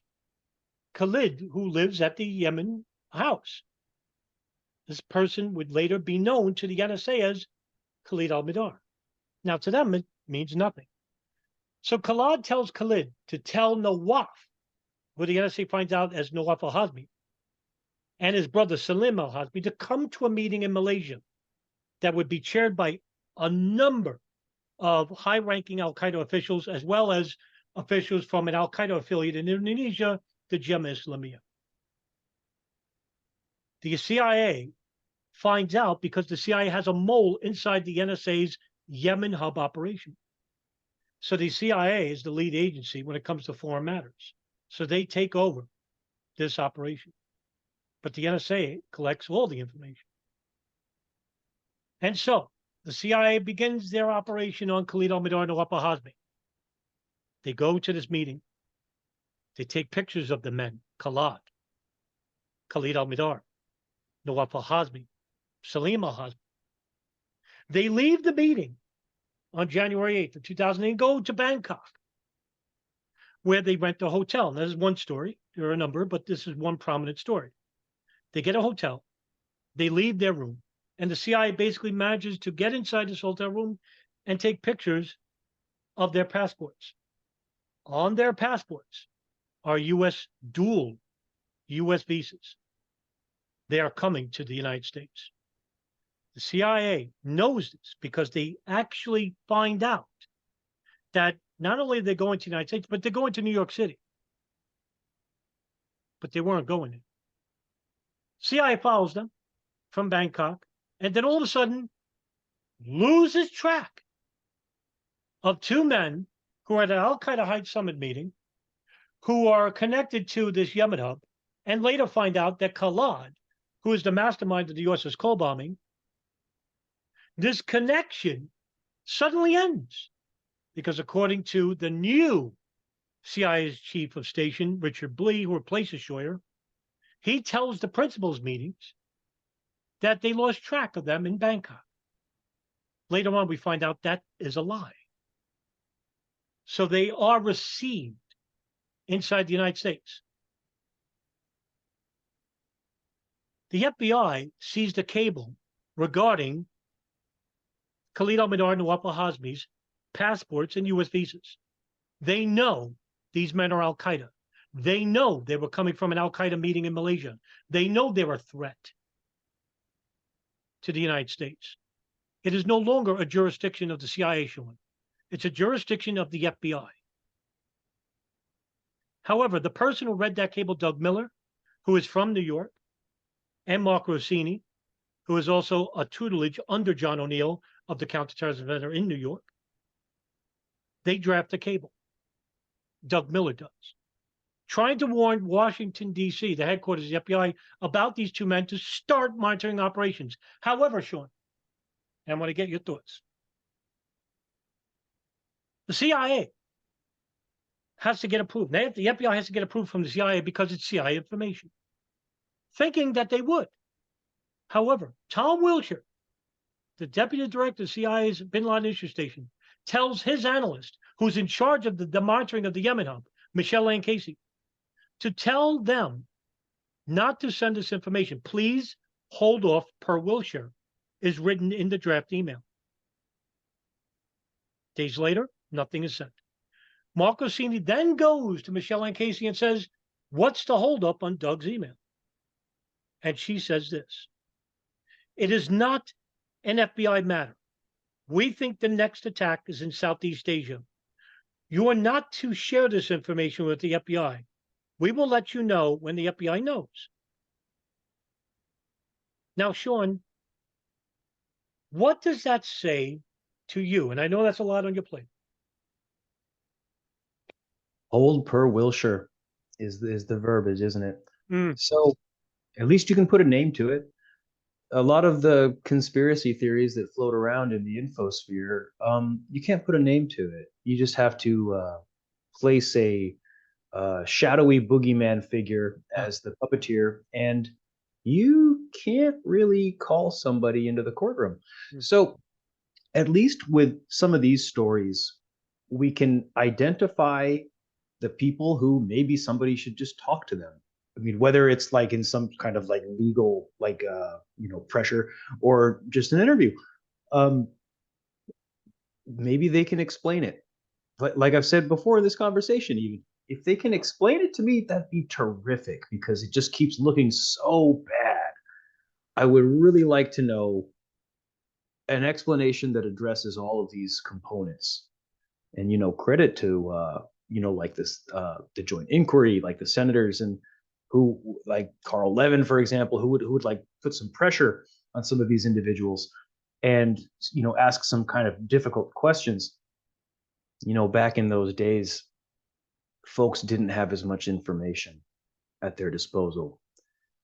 They maybe could have asked some way better questions in the commission and JIS days compared to what we know today. Tragically, there probably will never be another opportunity to apply these things. You also mentioned about the Bush administration, because again, this is like, hey, it's up to George W. Bush to stop this stuff at this point, because like this is right on the doorstep of 9/11. He's the new guy. What Clinton didn't do is no longer an issue. Now it's all on the cowboy. Well, there's like the presidential daily briefs that are pretty explicit.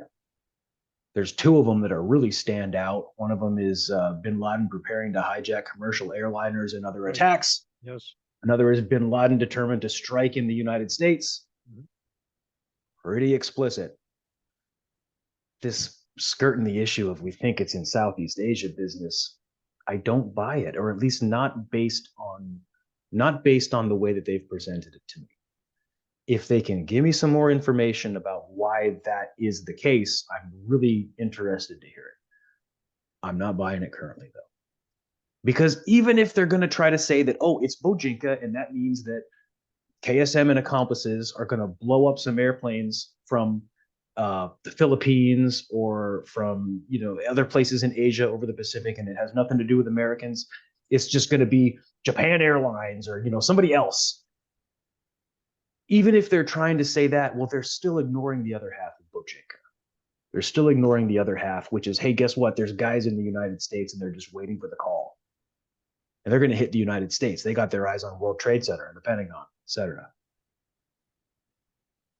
Something that comes to mind is the way that conspiracy theorists in the 9/11 truth movement like to imagine things, or I should say the way that they envision things, the way that they're compiling this information.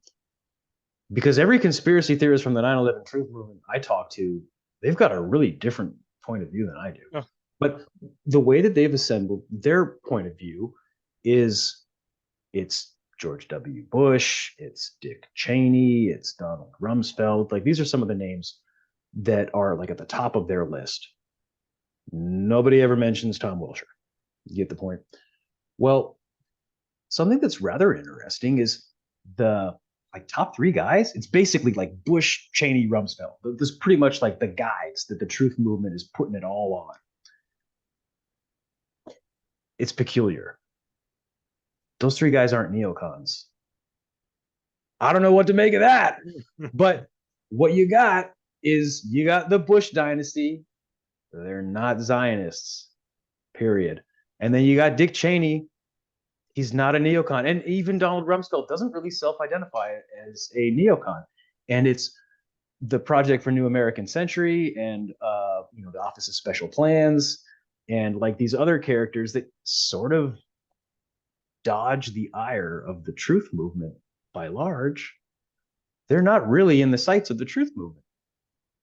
And as we've already sort of brought to attention in this conversation, we have to wonder if those characters are maybe more deserving of some heavier scrutiny, and they're not on the top of the list for the truth movement. So the doorstep of 9/11, it's the Millennium Plot, like you already mentioned. It's like, how does it get more nutty than already 1993 World Trade attack, Bojinka. How can we make this any more nutty? Multiple bin Laden fatwas, right? Like the coal bombing, the embassy bombings in Africa. Like, it doesn't get any nuttier than this. And then we're going to also add, oh yeah, and also there's the Millennium Bomb plot right on the doorstep of 9/11 that Ahmed Rassam, who's got connections with the same guys, and shoot, he's got connections with the airport that Midar and Hazmi come through. And it's like, come on now. There's so much going on. And Midar and Hazmi, they handled assets. They just happened to hang out at Abdussatter Sheikh's house. Who's an FBI informant, right? I'm gonna need them to walk me through it. It's too much. It's too much. It's too close to home, Adam. It's too close to home. Yeah, and I would agree. I mean, what we wanted to do is show that these radical fundamentalists are not acting, without this air of confidence that the intelligence service just managed to lose them. That's not the case. And here we're showing you through primary source material and through the commissions themselves that they knew the intelligence services were monitoring these people many years prior. The warning signs were already there. So let's fast forward, Sean. Let's fast forward. So here you have Khalid al-Mihdhar and Waqar Hazmi, known to the intelligence service inside the United States. Doesn't tell nobody. Same time, they're coming to the United States. Saudi intelligence, we find out later, are helping them, providing financial and logistical support. Individuals such as Omar al-Bayoumi, Fahad al-Tamari, Osama Basnan, and others. Moussad al-Jarrah later, who we find out much later, who has a very prominent figure in all this. Now, on the other side of the country, the Northeast, we have members of what they call as the Hamburg Cell. These would be the people that were coming from Germany and Spain and Egypt. That would be the pilot hijackers of what was known as the planes operation, managed by Khalid Sheikh Mohammed. Khalid Sheikh Mohammed actually holds an interview with Yosri Fuda immediately after the attacks in Pakistan, before he's captured, and admits with Ramzi bin Al-Shib, that's who he's with, admits to an Al Jazeera reporter, Yosri Fuda, who meets him in a safe house in Karachi, Pakistan, and tells them, yes, we are the architects of 9/11, and this is how we did it. And so these young men with no connections, and by the way, we're going to be talking about one which may have a bigger conspiracy of all, which you truthers never mention. I'll let you deal with that, Sean. Have fun with that one. Happens to just come out of nowhere and meet, not through like Cosa Nostra, where you have to build up and meet the captain. And then, no, they go right and meet the hierarchy of Al Qaeda. Bin Laden, Dr. Ayman al-Zawahiri, the emir, second emir, and the military commander, Abu Hafs al-Masri, known as Mohammed Atef. And not only meet them, but go through a 2-week course involving a special operation proposed to them by Khalid Sheikh Mohammed, who talks about attacking the United States not through bombs, but by hijacking the airplanes. Because Khalid Sheikh Mohammed tells bin Laden in 99 that he has a great idea. And that is to hijack 10 planes and have them crash all over the intercontinental United States. Oh, that it came from? It came from Bajinka plot. Not only that, bin Laden rejects him. Too much. Too many. Commits a second time. Says, what about, hijacking 4 planes? That bin Laden tells Khalid Sheikh Mohammed. And therefore, the 9/11 plot is born. Now, I would submit to you that through this operation, the CIA is begging for an informant inside Al Qaeda. Currently, they couldn't get one, so George Tenet, the DCI, tasks the newly minted manager of the counterterrorism center, Cofer Black, to come up with a plan to basically get an informant inside Al Qaeda. He fails. Couldn't do it. 99, 2000. The Hamburg Cell come to the United States through Florida. Mohammed Atta, Mohammed al-Shehi, and Ziad Jarrah. And what do? Well, they go to flight schools in Florida, in New York, in New Jersey. They travel throughout the United States. But not only that, we find out later that they were not being surveilled by the Saudis, but by the Israelis, through a great report in its own right, which the 9/11 Truth Movement, Sean, doesn't talk about. And they love to blame Israel for everything. It's called the Gerald Shea Memorandum.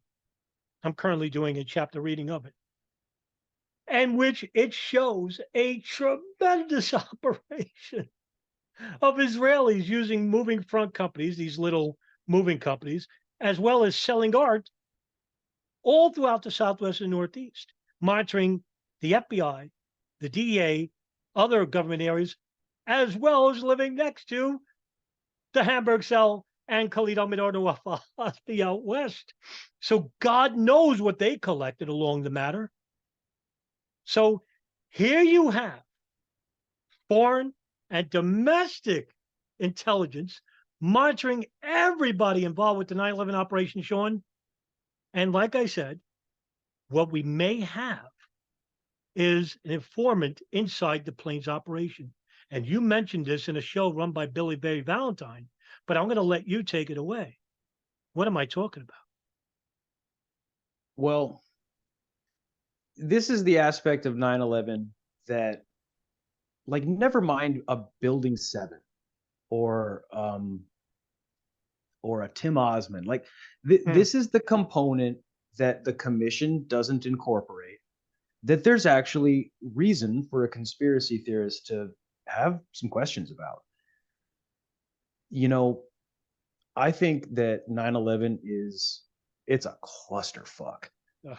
It's a bit of a dog pile. There's multiple parties, there's multiple interests. Everybody's pointing the finger at everybody else, trying to throw the next guy under the bus, like CIA and FBI and etc. Well, if the Saudis had their hands on like Mihdhar and Hazmi, right? Because you've got the Bandar to Basnan to Bayumi. You've got like a connection there, but they don't have their hands on everybody. They got a couple of the guys, and they got the muscle hijackers. Presumably, they're aware of the 15 Saudis, the goons. This goes to what is the most eye-opening aspect of 9/11, and it's the least talked about in the truth movement. It's the hijackers. It was the greatest revelation for me. Because look, the greatest news in 9/11 has to do with the Canestraro document, which confirms the suspicions of Duffy and Gold and Nowosielski and others, Dawson, who had already been saying for years, hey, look, we think that the Saudis are doing something. They've got their hands on some of these guys. There could be assets or even agents. We think that there's something going on with the Saudis because, like, just look at Prince Bandar, right? Like, he's something of a neocon himself over there in Saudi Arabia. Yeah. We think there's something going on. Well, now we know it. Yes, GID's got their hands on these guys. And the CIA is also following them, in particular Mihdhar and Hazmi. Except they don't have the Hamburg cell.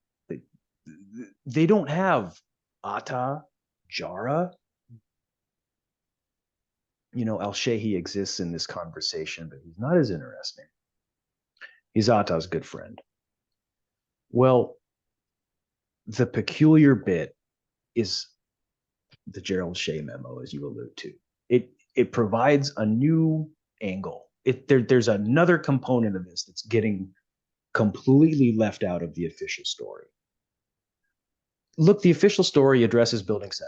The official story addresses who is bin Laden. Like, all of that stuff basically gets talked about, but nothing gets said about the largest foreign intelligence operation on U.S. soil in documented history. There has never been anything like it. And it's Israeli intelligence. And it just happens to be on the doorstep of 9/11. And people who are associated with Israeli signals intelligence, people who are even on counterintelligence watch lists, if Vince Canestraro is to be believed, and I'll take him with a grain of salt, but he says that some of these guys were even known. The Israelis had a spy ring, a huge continental spy ring on the doorstep of 9/11, and they just happened to be right on top of the 9/11 hijackers? It's a weird coincidence that, hey, that's what the commission doesn't touch. That's what even the joint inquiry doesn't play with.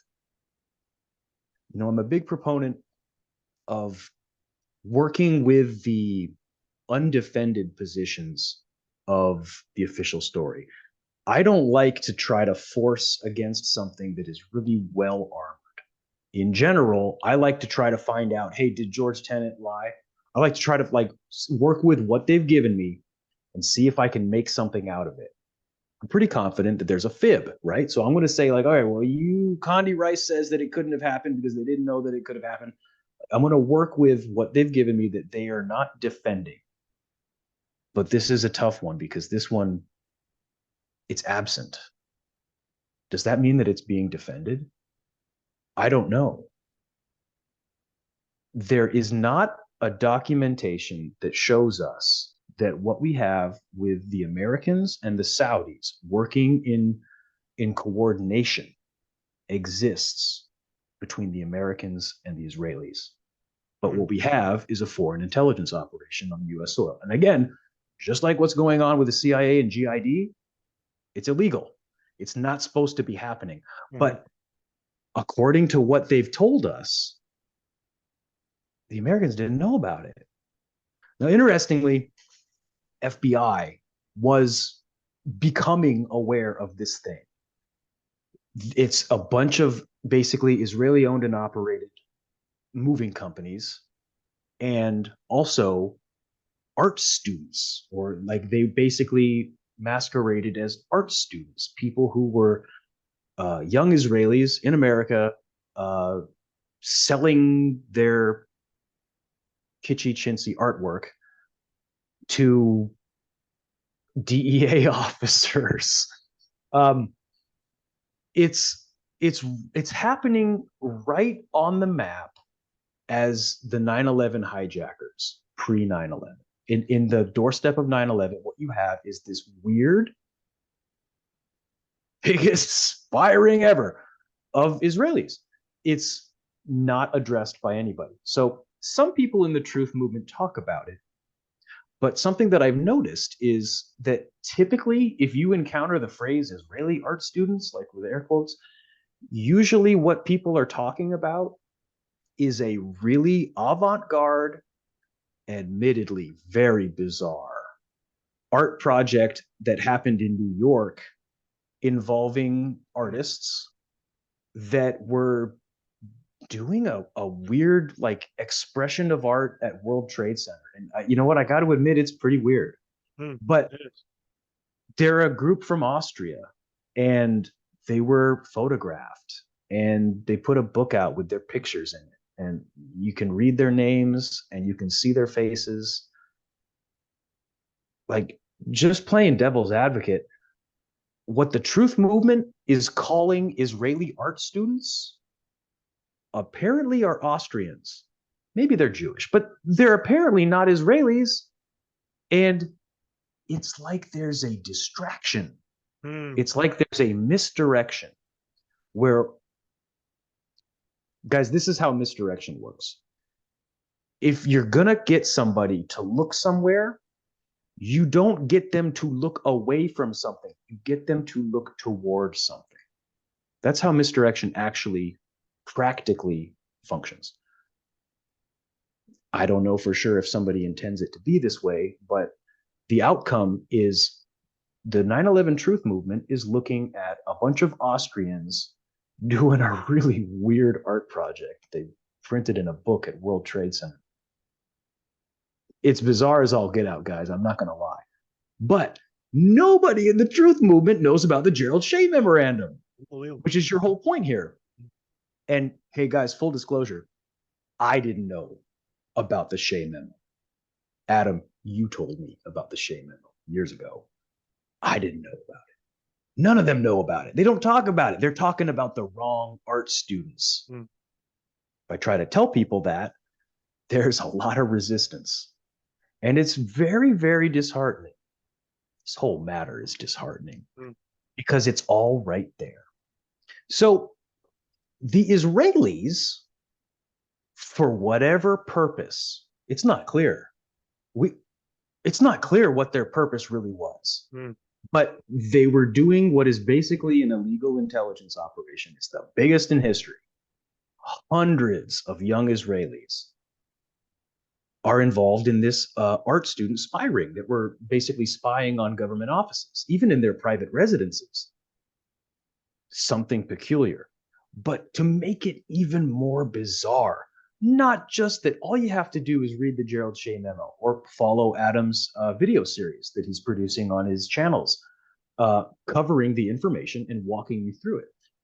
You'll see that Israeli intelligence was right up on, incidentally, the 9/11 hijackers. Mm. All of them, not just Khalid Ahmadar and Nawaf al-Hazmi. And that's the mind-blowing aspect of this. Apparently, CIA and GID had a piece of the puzzle, just like apparently NSA had a piece of the puzzle, and apparently FBI had a piece of the puzzle, CIA had a piece of the puzzle. It gets really, really creepy when you realize that actually Israeli intelligence had the whole thing. And so to make it even weirder, there's another Israeli intelligence connection on the doorstep of 9/11, and that's the moving companies. Now, that's not the art students, but it's Israeli owned and operated moving companies, and there's actually many of them. There's like a dozen of these on the East Coast, from Florida, New York, New Jersey. The famous one is Urban Moving Systems. I don't need to cover a lot of ground on that. I hope that the listening audience are familiar with Urban Moving Systems. There's others too, though. And that's really bizarre because FBI was discovering that there was all this white collar crime going on with Israeli owned and operated moving companies. And it was a huge investigation on the doorstep of 9/11 involving moving companies. And one of them just happened to be Urban Moving Systems. They were already on FBI's radar before 9/11. The owner and operator, Dominic Suter, was already like a guy that they were looking at. He owed money. He actually escaped money that he owed, and like he abandoned his properties and stuff, and like basically just fled. To my knowledge, he's never answered for the money that he owed, which was, I believe, thousands and thousands of dollars. There's other Israeli moving companies, and with Urban Moving Systems and a couple of their others that are in particularly very bizarre, like White Glove, Classic International, Arrow. There's a couple of that are like really bizarre, but in particular, Urban Moving Systems was determined to most likely be a front for Israeli intelligence. And they're also right on top of 9/11, like to the point where they're like possibly even following the hijackers to the airport. It's really weird. They're close to the Shanksville crash site. They're in position to view the attack on World Trade Center, et cetera. So none of this is in the commission. It's not in the joint inquiry, and it only exists within a sort of, guys, I want to be nice here. There's an aspect of the 9/11 truth movement that's a little bit unpalatable, and they talk about this stuff, but they get the details wrong often, and I don't think they're very good purveyors of the information. We can make it even more weird, though, and this is the final point. So if Israeli intelligence is all over 9/11, pre-9/11, right on the doorstep of 9/11, they're like basically living in the same towns and like within, I mean, practically shouting distance of 9/11 hijackers. You just look at the appendices of the Shea memo. It shows that this art ring that was spying on DEA and who knows what other things was going on with them, they happen to have been right in the same places as 9/11 hijackers through a timeline and geographically.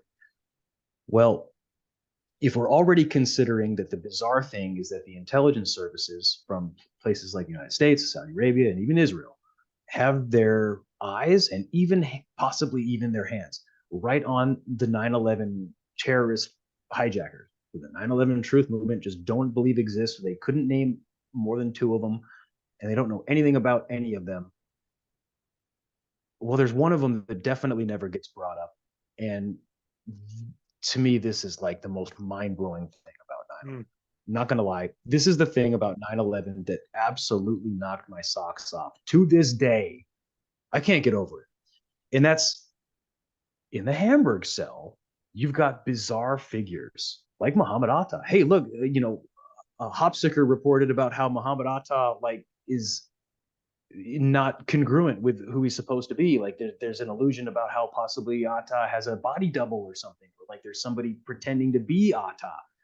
Atta's peculiar, as I mentioned in the conversation that I just had the other day with some people about how, Muhammad Atta's father is it's the only instance that we can really confirm something.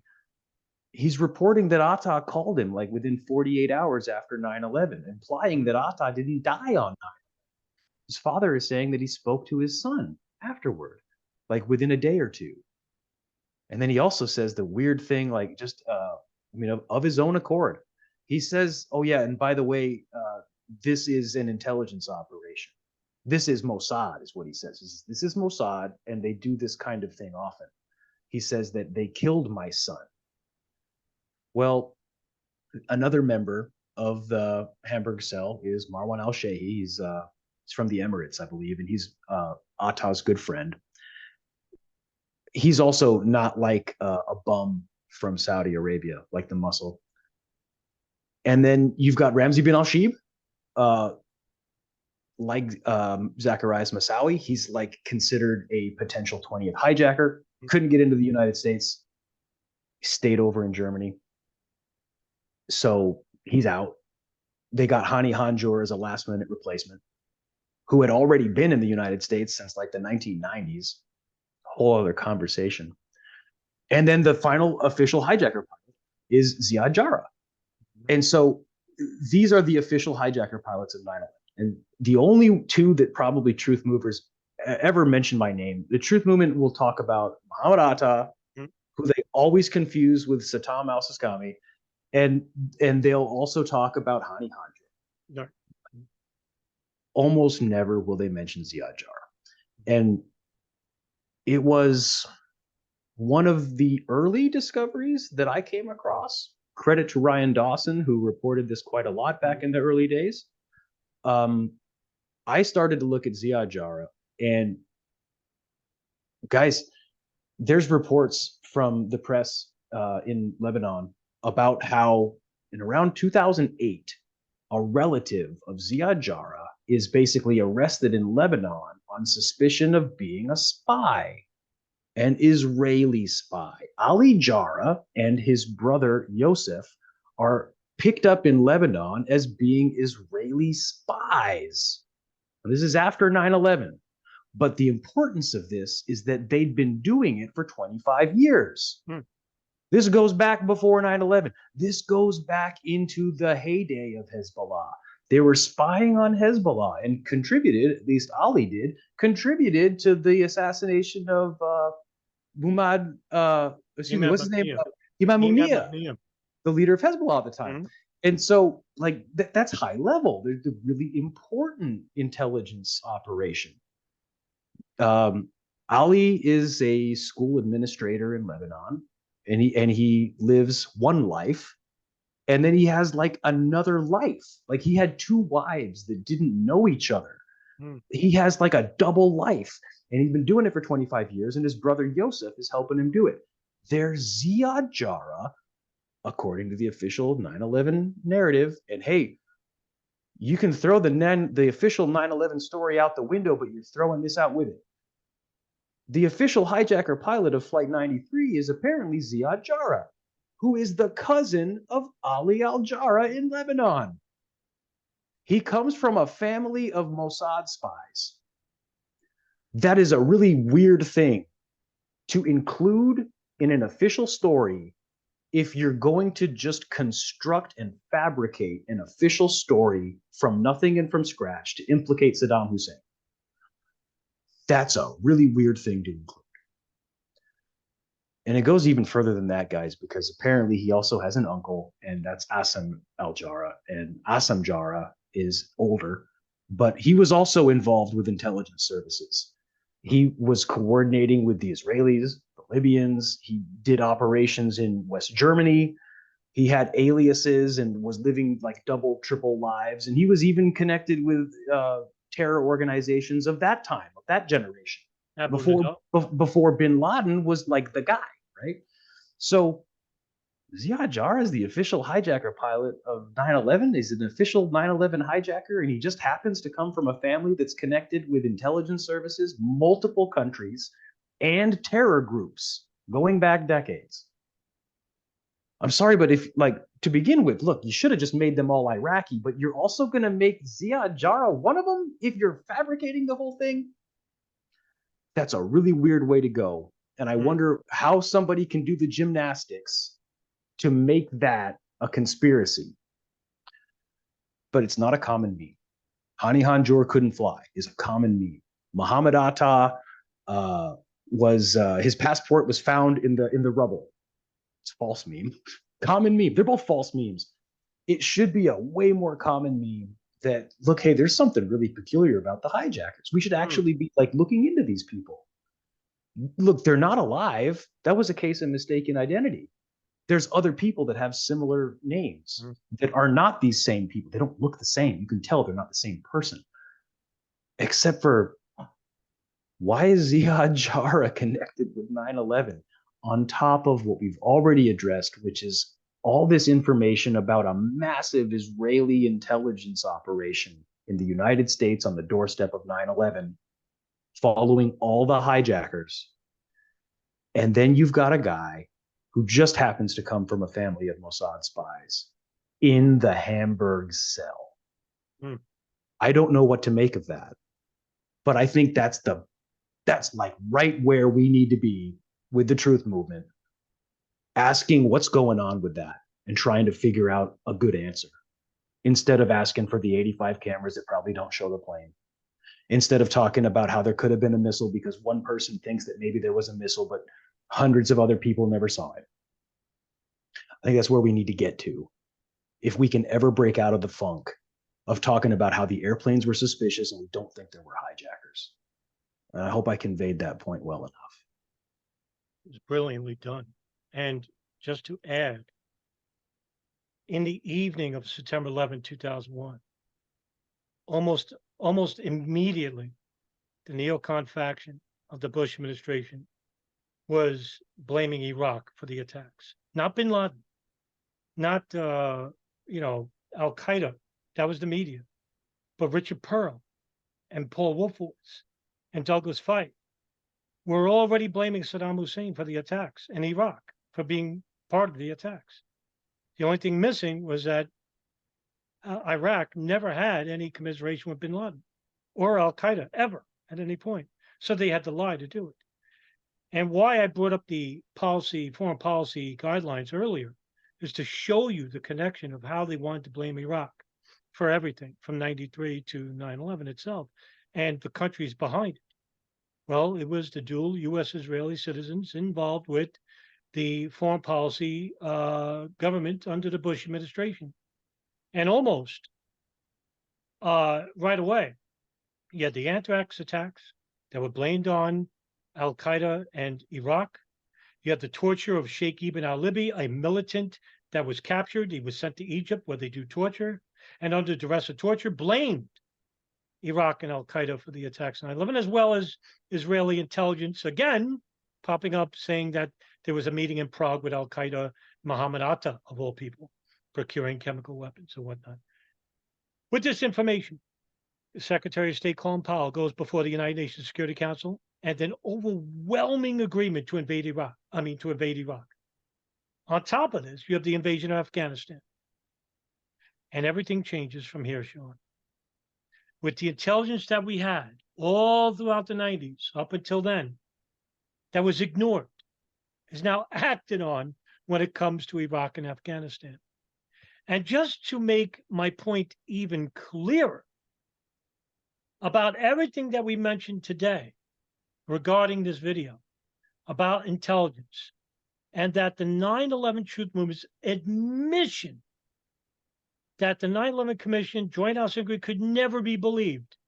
Here is more proof showing you that it was the joint inquiry that states that all this information was known to the intelligence services.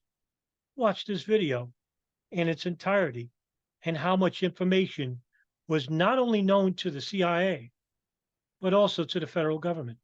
And I've prepared a chronology which I'll share with all of the members, which, just to summarize, go back a few years before her beginning of the story. In January of '96, when the CIA created a special unit to focus on bin Laden.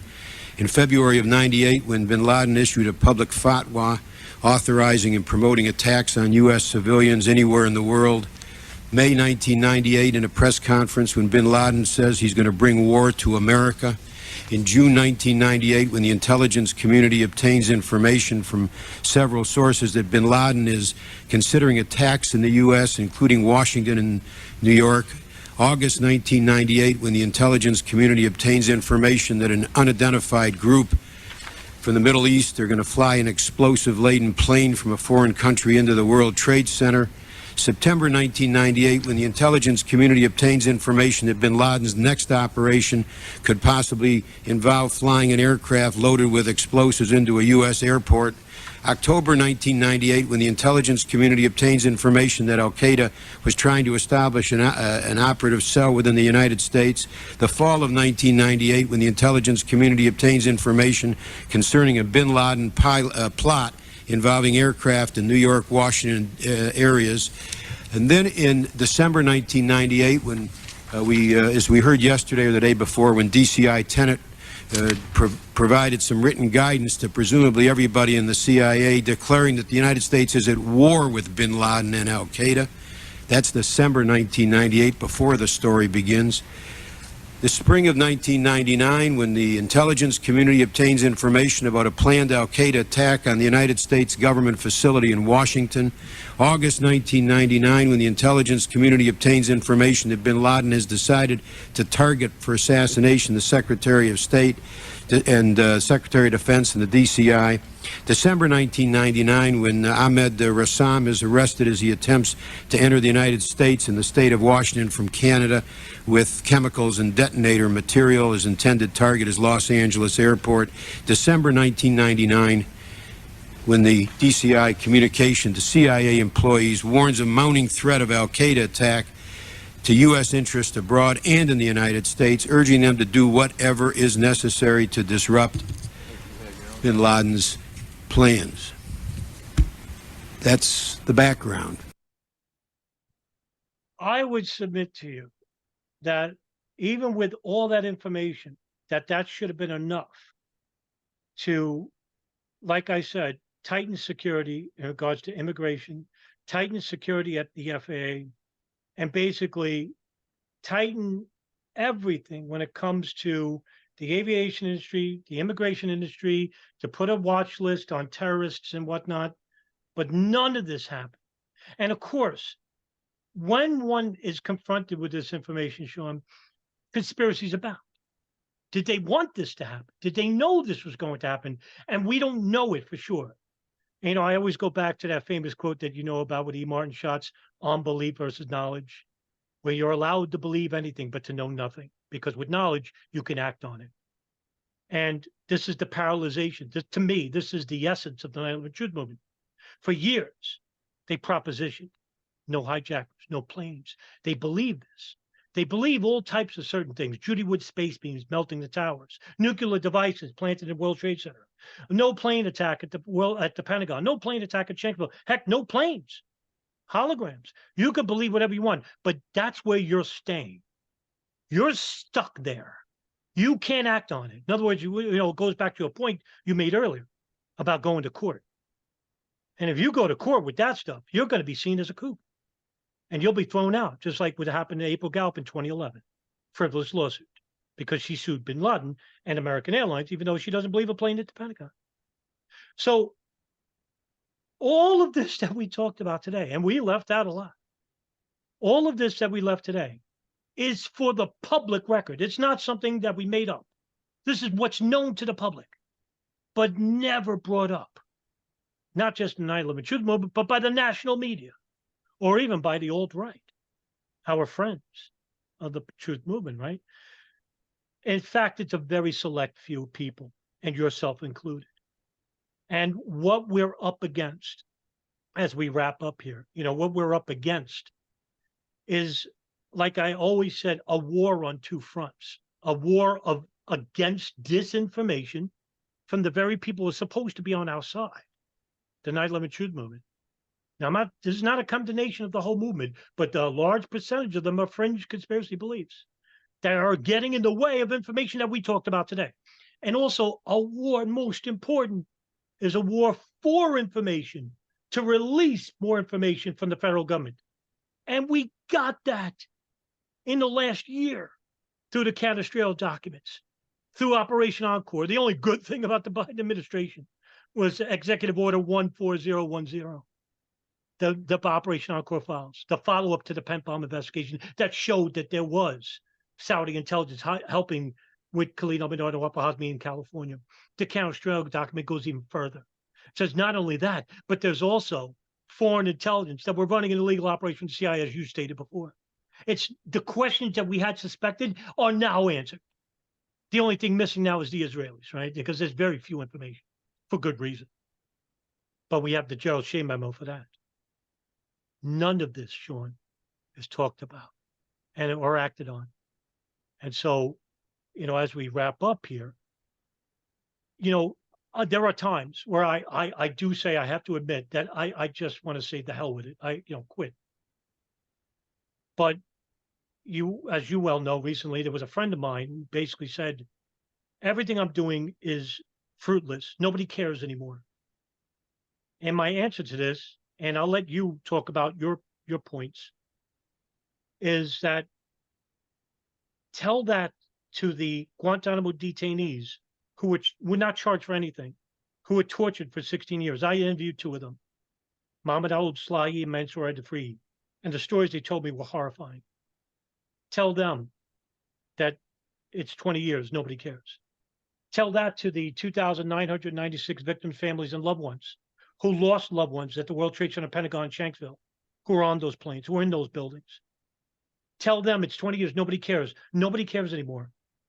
And yeah, I got my own problems. I'm a manic depressive in sorts. I'm very, unemotional, but I do care about this issue because it involves not just us, it involves everybody. It involves our future. 9/11 is a ripple effect of all that. And I do want to care. I care about the truth. And this is the reason why I open up viral media, because I want to, even though it's small, I do want to properly inform the public about what is happening in our name, and especially the history led up to 9/11. And so I just want to get your closing thoughts on this. Well, it is disheartening to approach yet another anniversary of the event where folks are still saying the same thing that they said in 2007, if they're saying anything at all, because a lot's changed since 2007, and we have a way better argument than we used to. So it is disheartening. And I suppose my thoughts to wrap up where we're at today and where we may be headed, because the question is this going anywhere? That's the question, right? Well, a lot of innocent people have been affected by this event, but it's so much bigger than just that event. That event is practically a symptom of a condition. 9/11 is not the ailment. It is like a symptom of a condition. And many, many people who probably do not deserve to be pelted with white phosphorus or get cut apart or shot down or blown up with improvised explosives. There's so many situations that are happening at the same time as 9/11, at the same time as what led to it, the same time as what came after. There's so much money being wasted behind this whole issue. There's so many people that are being outright manipulated to their death because they're going to join the army and go to Iraq and then die. There's some really, really heartbreaking stories about war and terror, and it's not getting any easier to live in this economy here in the United States. All of this is just symptoms of this condition. And there are some people who have it worse than you imagine. Whatever we're suffering here in this room and in this audience, guarantee somebody's getting it worse. Mhm. Somebody's getting tortured to the point where they can't even sit on their own ass anymore. You know what I mean? There's like really, really grim shit going on. So probably I have to only speculate because I haven't talked to them. I haven't met them. These people are out there, but I don't know them personally. I think probably a lot of these innocent people that are suffering as a result of what this condition is that causes symptoms like 9/11 and everything that led up to it and everything that followed. They want the world to be better. And probably a lot of them don't have a way to do it. I'm sure that they would appreciate a better path forward. For example, a Palestinian child who sees no way out and his only option is to become a terrorist. I'm sure that everyone wants some way forward that is not going to contribute to the pain and suffering. And as I say with my co-host Darren Harvey at Beyond Ground Zero podcast, and I say to other people when I have heart to heart, the victims of 9/11 still have not been answered for. There isn't a final, there isn't a summation that is sincere, that is complete after this event. Because all we've uncovered is more and further and even more grim and uncomfortable questions. We haven't seen the answer for all of this. It's not that somebody across the ocean hates us for our freedoms. It's not the answer. And it's also not that some insane dictator needs to be taken out of power. That's also not the answer, and it doesn't address the condition. This is all symptomatic. So it's the least that we can do as people who are aware and people who are concerned to make this information available, to make this information understandable, and to allow our fellow citizens and humans to get together, stop killing each other, definitely, and try to find a path forward which does not exacerbate the issue. And one way could be to find some real answers for 9/11, because we've asked some very deep questions in this conversation that we have maybe some speculative options that could be answers. We're not 100% sure about some of these answers. But the more we keep answering, the more we keep asking these difficult questions, the better we're going to get, the closer we're going to get to the truth. That's what everyone in this movement says that they're after. But for me, I think that what we got to do is not just ask questions, but it's time to start accepting answers. It's time to stop rejecting answers if the answer is sufficient. And then we can move forward. Because this is not the conversation that's happening in the truth movement today, at this hour, at this minute. This conversation is not happening in the truth movement. They're cheerleading about Building 7 right now. Where can people find your work, Sean? Where can people contact you if they want to? Well, I'm Sean Russell. I do a podcast with associate and co-researcher Darren Harvey. It's called Beyond Ground Zero. It's currently hosted on my Odyssey page, Sean Russell. I'm also on YouTube under the same name. You can contact me via Twitter. My handle is SKRussellAK. I'm also on Facebook, VK, and Instagram, all under the same name. And anybody that's interested in reaching out and having some of these difficult conversations, please contact me. I'm looking forward to hearing from any of you. Same goes for me. I'm very available to anyone that wants to have a conversation as well. And Sean, we covered a lot of ground and we left a lot off the table as well at the same time. But I feel that a conversation like this is due, given the proper respect by those who you would think would bring up the conversation without even being asked, and yet it's continually been ignored. And I really cannot thank you enough for being a part of it, and thank you very much for coming on. Well, you're welcome, Adam. Thank you for having me. And it's great to talk about 9/11. A lot of people have forgotten and they're on to some other thing, probably regarding their personal health, and they're not doing anything to deal with something that we've got right in front of us. And every generation that misses the ball on this, it's gonna continue unless the public is motivated to look at it. It's uncomfortable. I don't like it. I'm not doing this for my health, guys. But it's right there and it's staring right back at you all. If you want to commemorate the 22nd anniversary of September 11, 2001, start asking the right questions.